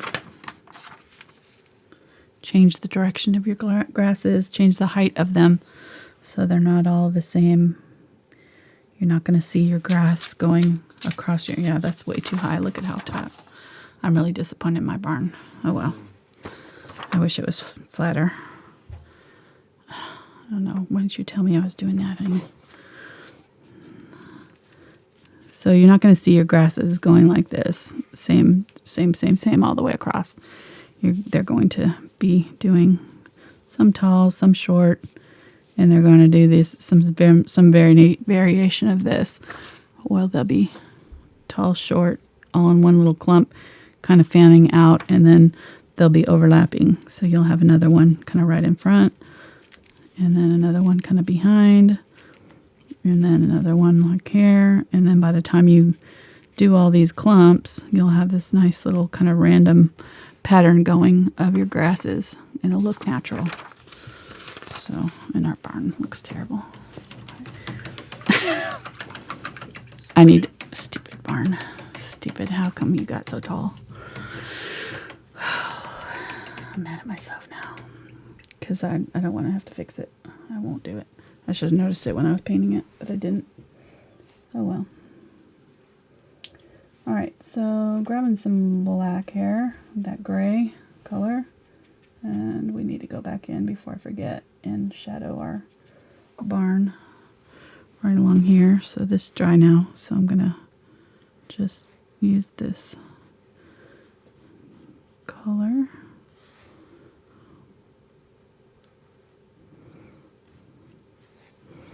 There and along here. Make sure I have enough water, and I'm just kind of mainly loading the tip of the brush. I think your barn is just big board. Big board? Mm-hmm. It's fine. Kind of like big boned, but big boarded. Exactly. Got it. Not as good as a synthetic pig, but I'm trying. Let's add a little shadowing around. couple places here. Okay, so now it looks a little bit better. I'm happier with it now. Now it looks like it kind of fits the background. And we could have, I didn't do my tree behind it, which you could do if you want to also. If you do that, then you may just set either tape or piece of paper or something on there so that you can kind of get right behind it up against that edge there.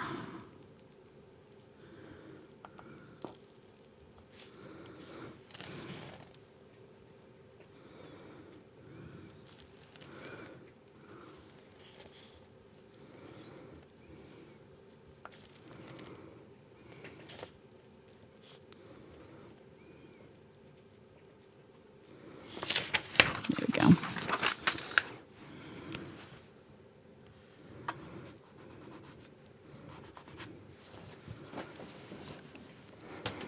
I actually got a little bit of the color off that grass. I think it was, no, something got on there. So I found a happy place the other day. The slow-mo guys on YouTube. Yeah. They have a special series going on right now, and they were firing tanks. What? I will say I had to smile a few times. So check it out. It was pretty impressive. All right, I got a number 2 long round here, so just a smaller round brush will do, and I'm going to put in my angle brush was working, but it wasn't thin enough for me, so this will get thinner lines for me.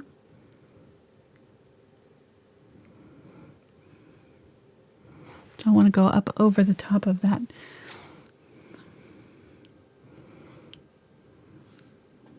Those flowers that we did earlier. Remember when we did that?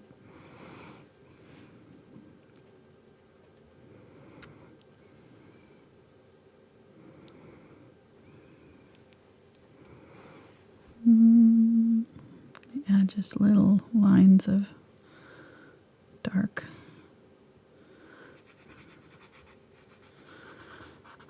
And I can kind of knock them back just by kind of rubbing over them a little bit.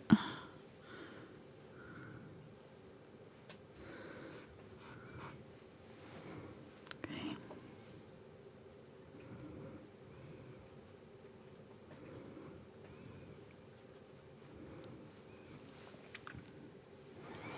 Make sure you have lots of water in your brush when you do this, because liner brushes work better. Long round brushes in general, liners especially, work best. Really won't work at all if you don't have a lot of water in your paint. It's got to be thinned down, almost inky consistency. And if you need to, you can add a little glazing liquid to make it stick.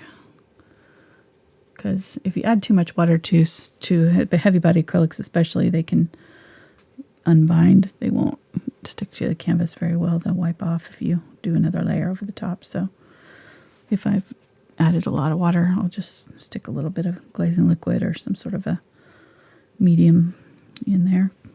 Matte medium would work.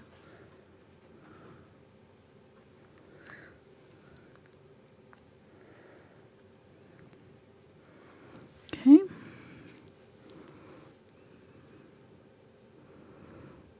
I'm not doing too much in the foreground here because those are all going to come here in a minute. Just trying to do the back first, back layers first. Then we'll add our upper layers on top.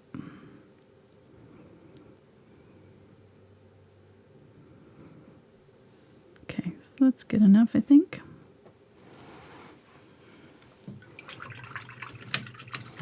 Now I'm going to grab some of my bright yellow green here.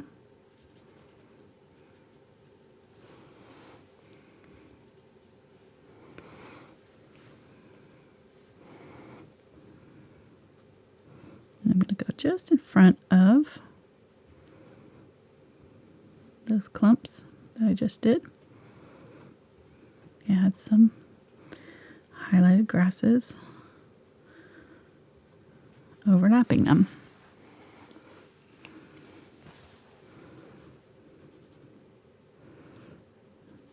Grab different colors. I can add some with burnt sienna.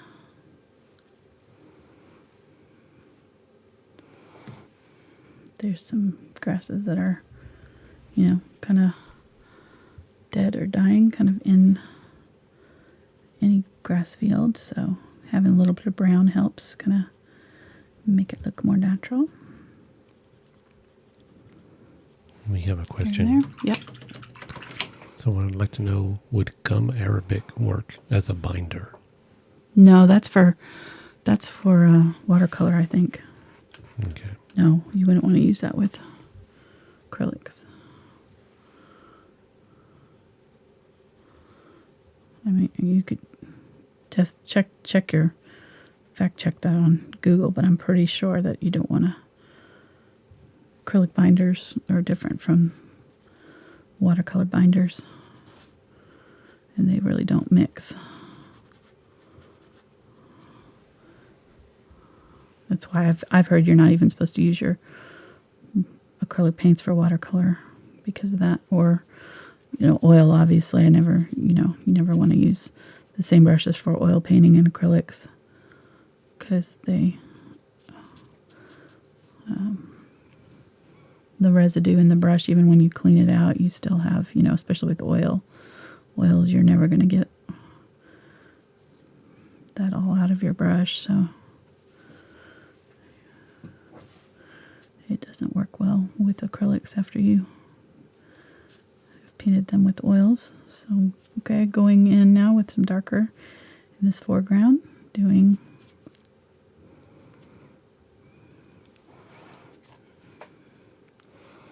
working my layers. A little bit of light, a little bit dark, a little bit light, a little bit dark as I work my way down toward the bottom here. And just trying to make sure that I'm, like here, I'm going with a lot brighter color. And as I get down toward the bottom, I can press down a little harder, get wider, bigger brush grasses that come in front. There, pushes everything else back.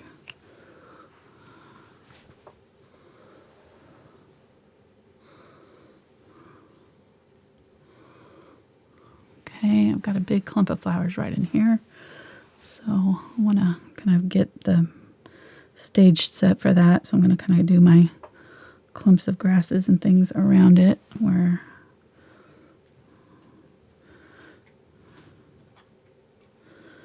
they live. And then there's another big clump right here.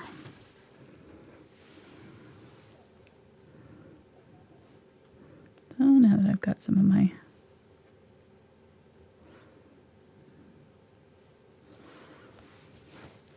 grasses in there, I can kind of, nope, see, I don't want it too big. I got that one too big.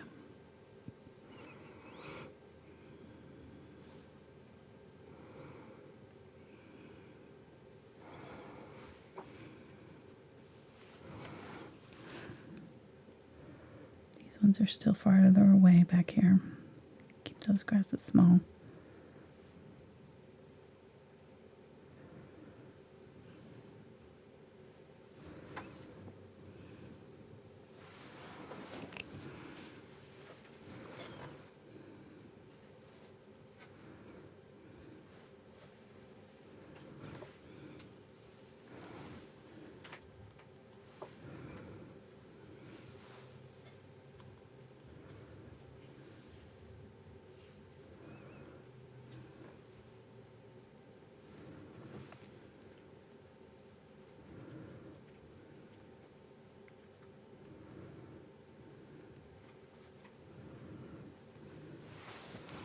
And you can use your fan brush for these kind of grasses too. haven't been using mine, but you can, it works pretty well for some of these smaller ones that are farther away. As you get to the ones in the foreground, I don't think I'm going to use it. It's just they're too fine. The grasses back here are a little bit bigger, but I can use it in some of these intermediate ones back here. Okay.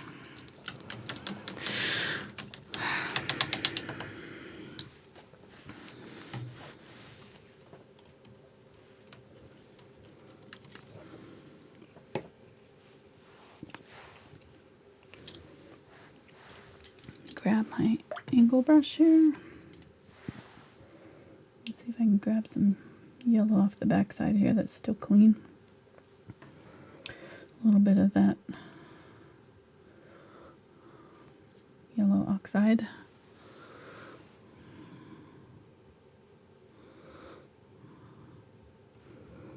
Touch up in here just a little bit, and then I'm going to put my little flower clusters in here in the foreground.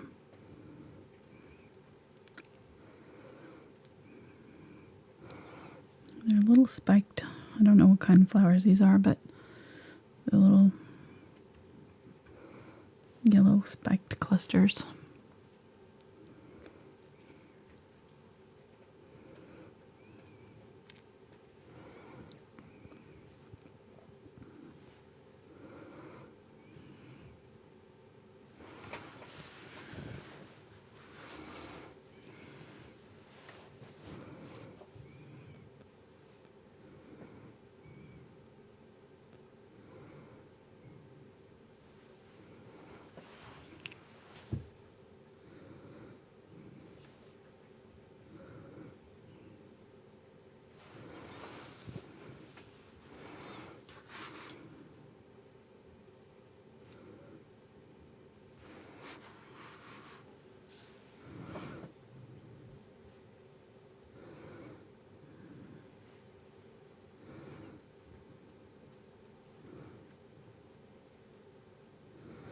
This area back there has a little bit smaller ones, and then the ones as we get down to the bottom of the canvas here, they can get bigger.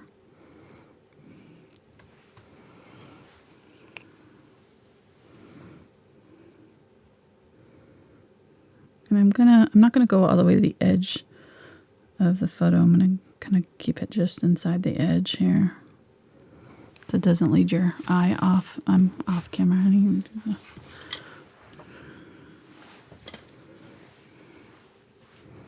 So it doesn't lead your eye all the way off. I'm coming just inside, even though my reference photo has them. So I'm just going to move this cluster over a little bit.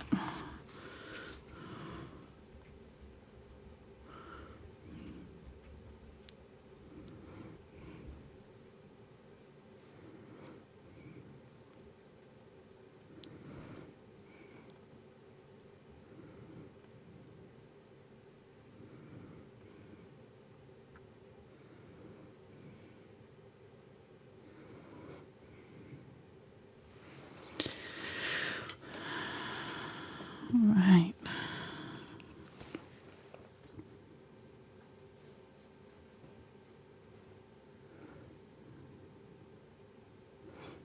Pull some out here just to kind of balance it out.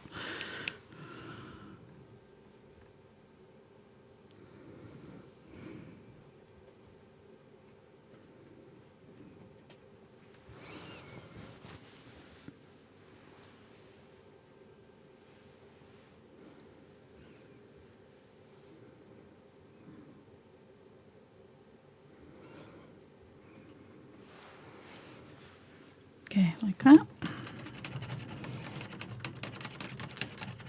Oh, yeah, my tall barn is bugging me so bad.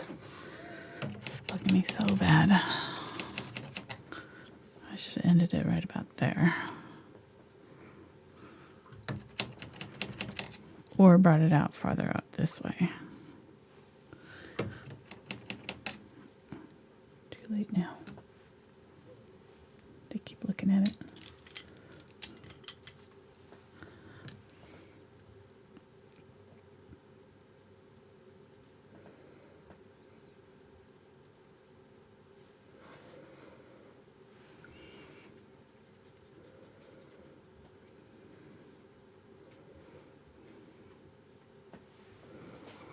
Okay, so I've made a light yellow there with the cadmium yellow light and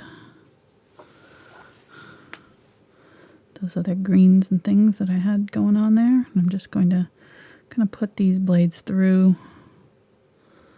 my flowers in amongst them. And it's a big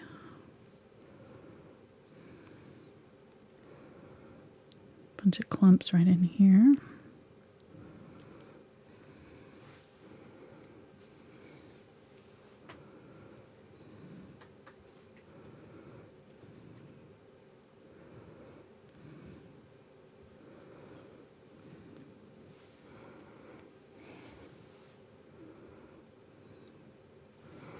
Using all my colors, just kind of dark, light. Making sure I have good depth in all of my grassy layers.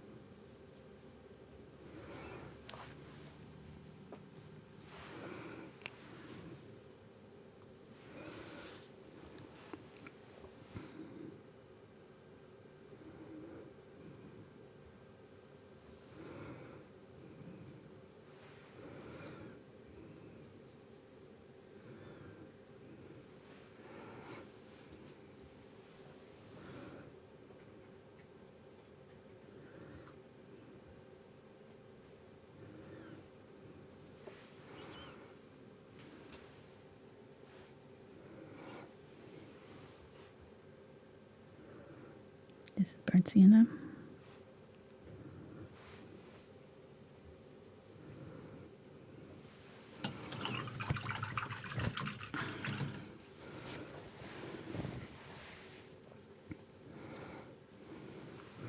I'm going to put some of these grasses kind of behind here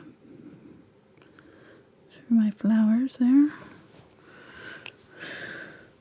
And then let's put some of the tall grasses through this little guy.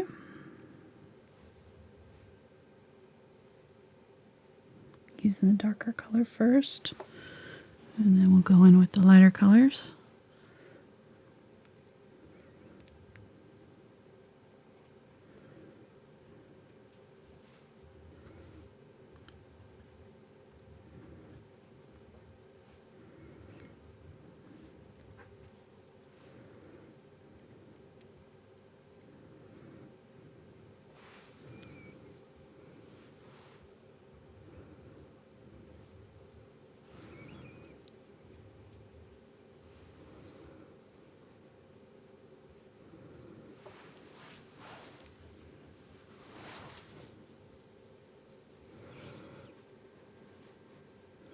And grab some unbleached titanium here. Lots of water.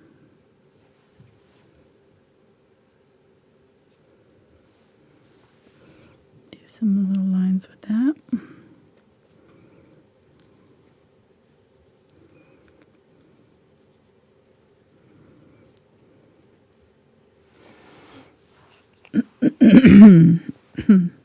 You're using a liner brush? Yeah, this is number 2 long. Number 2 long. I just translated that for you. Thanks.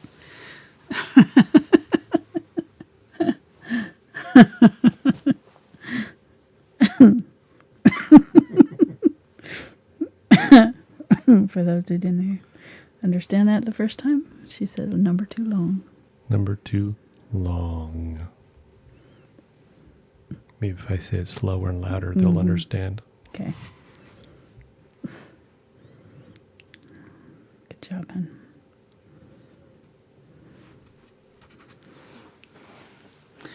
Awesome. Okay, so we got these little grassy clusters here. Pretty happy with. And then if you've got an end to a cluster of grasses that is just kind of floating out in the middle of nowhere, all you really need to do is just kind of get right in front of it and just kind of break up that line and then continue on down in front of it with other grasses until it kind of disappears into the rest of them.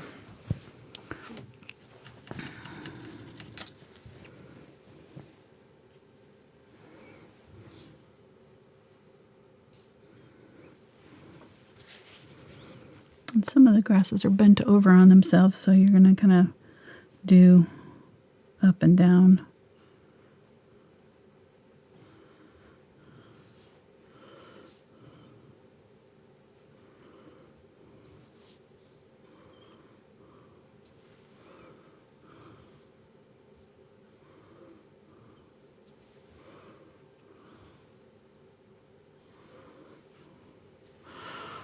All right, I am going to add more yellow.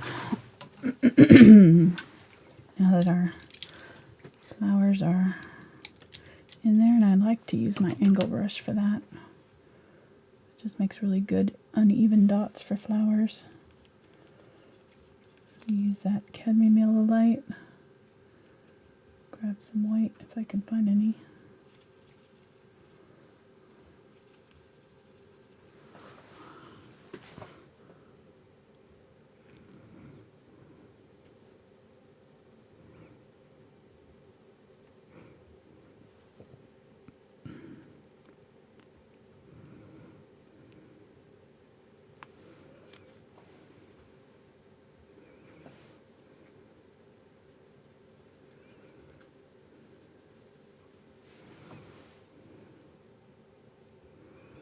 Teeny tiny dots.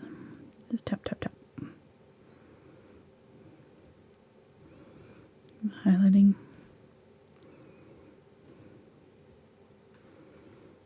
Flower clusters.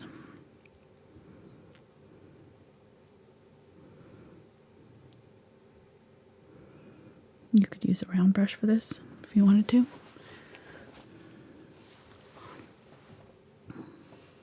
Use whatever brush you're comfortable with. So if you have one that you really like working with, a lot of times the more you work with the brush, the more comfortable you are with it. Takes me a while to kind of break in a new brush, get used to what it can do, what it can't do. So I've used these angle brushes for a long time, and they're just one of my favorites for doing this kind of thing. But if you have another one that you find is easier, by all means use that. You don't have to use the same. With me, you could add other colors in here. You could add other flowers. It'd be pretty if you added some daisies or some poppies or just whatever you wanted to add to it. Really, it'd be really pretty. All kinds of different ways of personalizing this one. And I've got lots of other tutorials with flower fields, so I'm sure you can find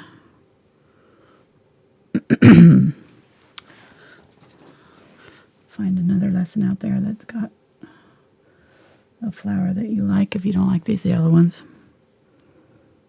The ones that we did that weathered barn this fall with the what was it? Queen Anne's lace flowers. That would be pretty. You could have these two side by side. They would look nice together. If you did that other one. Do this one as a companion piece.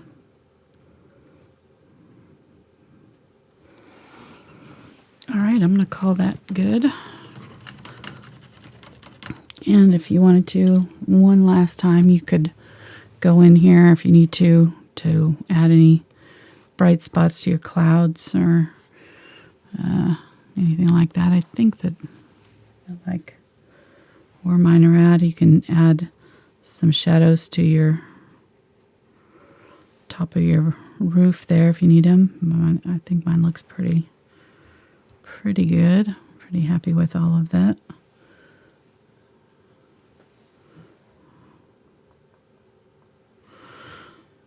So, yeah, I think I'm going to call that good.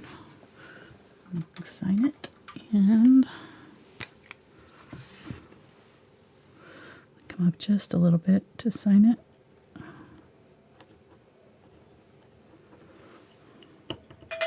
Super chat. Yes, we had some super chat today. Nice. For Cashmere earlier. Ah, right. I remember that. From Sandy. She said, this is for Cashmere. Oh. And then we had Poor abused Cashmere. And then we had another one from Laura that says, thank you, Angela and Mark. You make our art journey so pleasurable. Aw. Smiley face. From who? From Laura. Thank you, Laura. Thank you, Laura. And Thank Sandy. you, Sandy. Yes. We'll give Cashmere lots of extra hugs for you, Sandy, later. Hey, why don't you show the people your Facebook Art Taking Flight? The iris that we did? Yeah, that's amazing. Okay. Here, I'll even turn off I'm the gonna go. disco lights. Thanks. Going just in front of here, just to add a little highlighted. Yeah, we did this we just finished that. So I posted on Instagram, and it's on my Patreon homepage too. You can see it. But yeah, we're going to be working on some mice for this month. But this video for this one, it was a 5-hour over 4 videos recorded in the Patreon group on Facebook. So we do a tutorial every Tuesday or Thursday in there. I'm sorry, every Thursday afternoon in there. And this is the one we worked on last month, and then this month coming up, we're gonna be working on 4 mice on flowers. So it'll be fun. It'll be cute. So, all right. Well, hope you guys liked this and try it, and hopefully your barn will be a little bit better than mine. Maybe what I'll do is trace it off of this, so you'll have the right proportions. It's like mine's like way taller. Oh well. You know, we're only human here, right? Hey happens. What? Hey happens. That's right. That is right. All right, guys. Thanks so much, and we'll see you next time. Bye.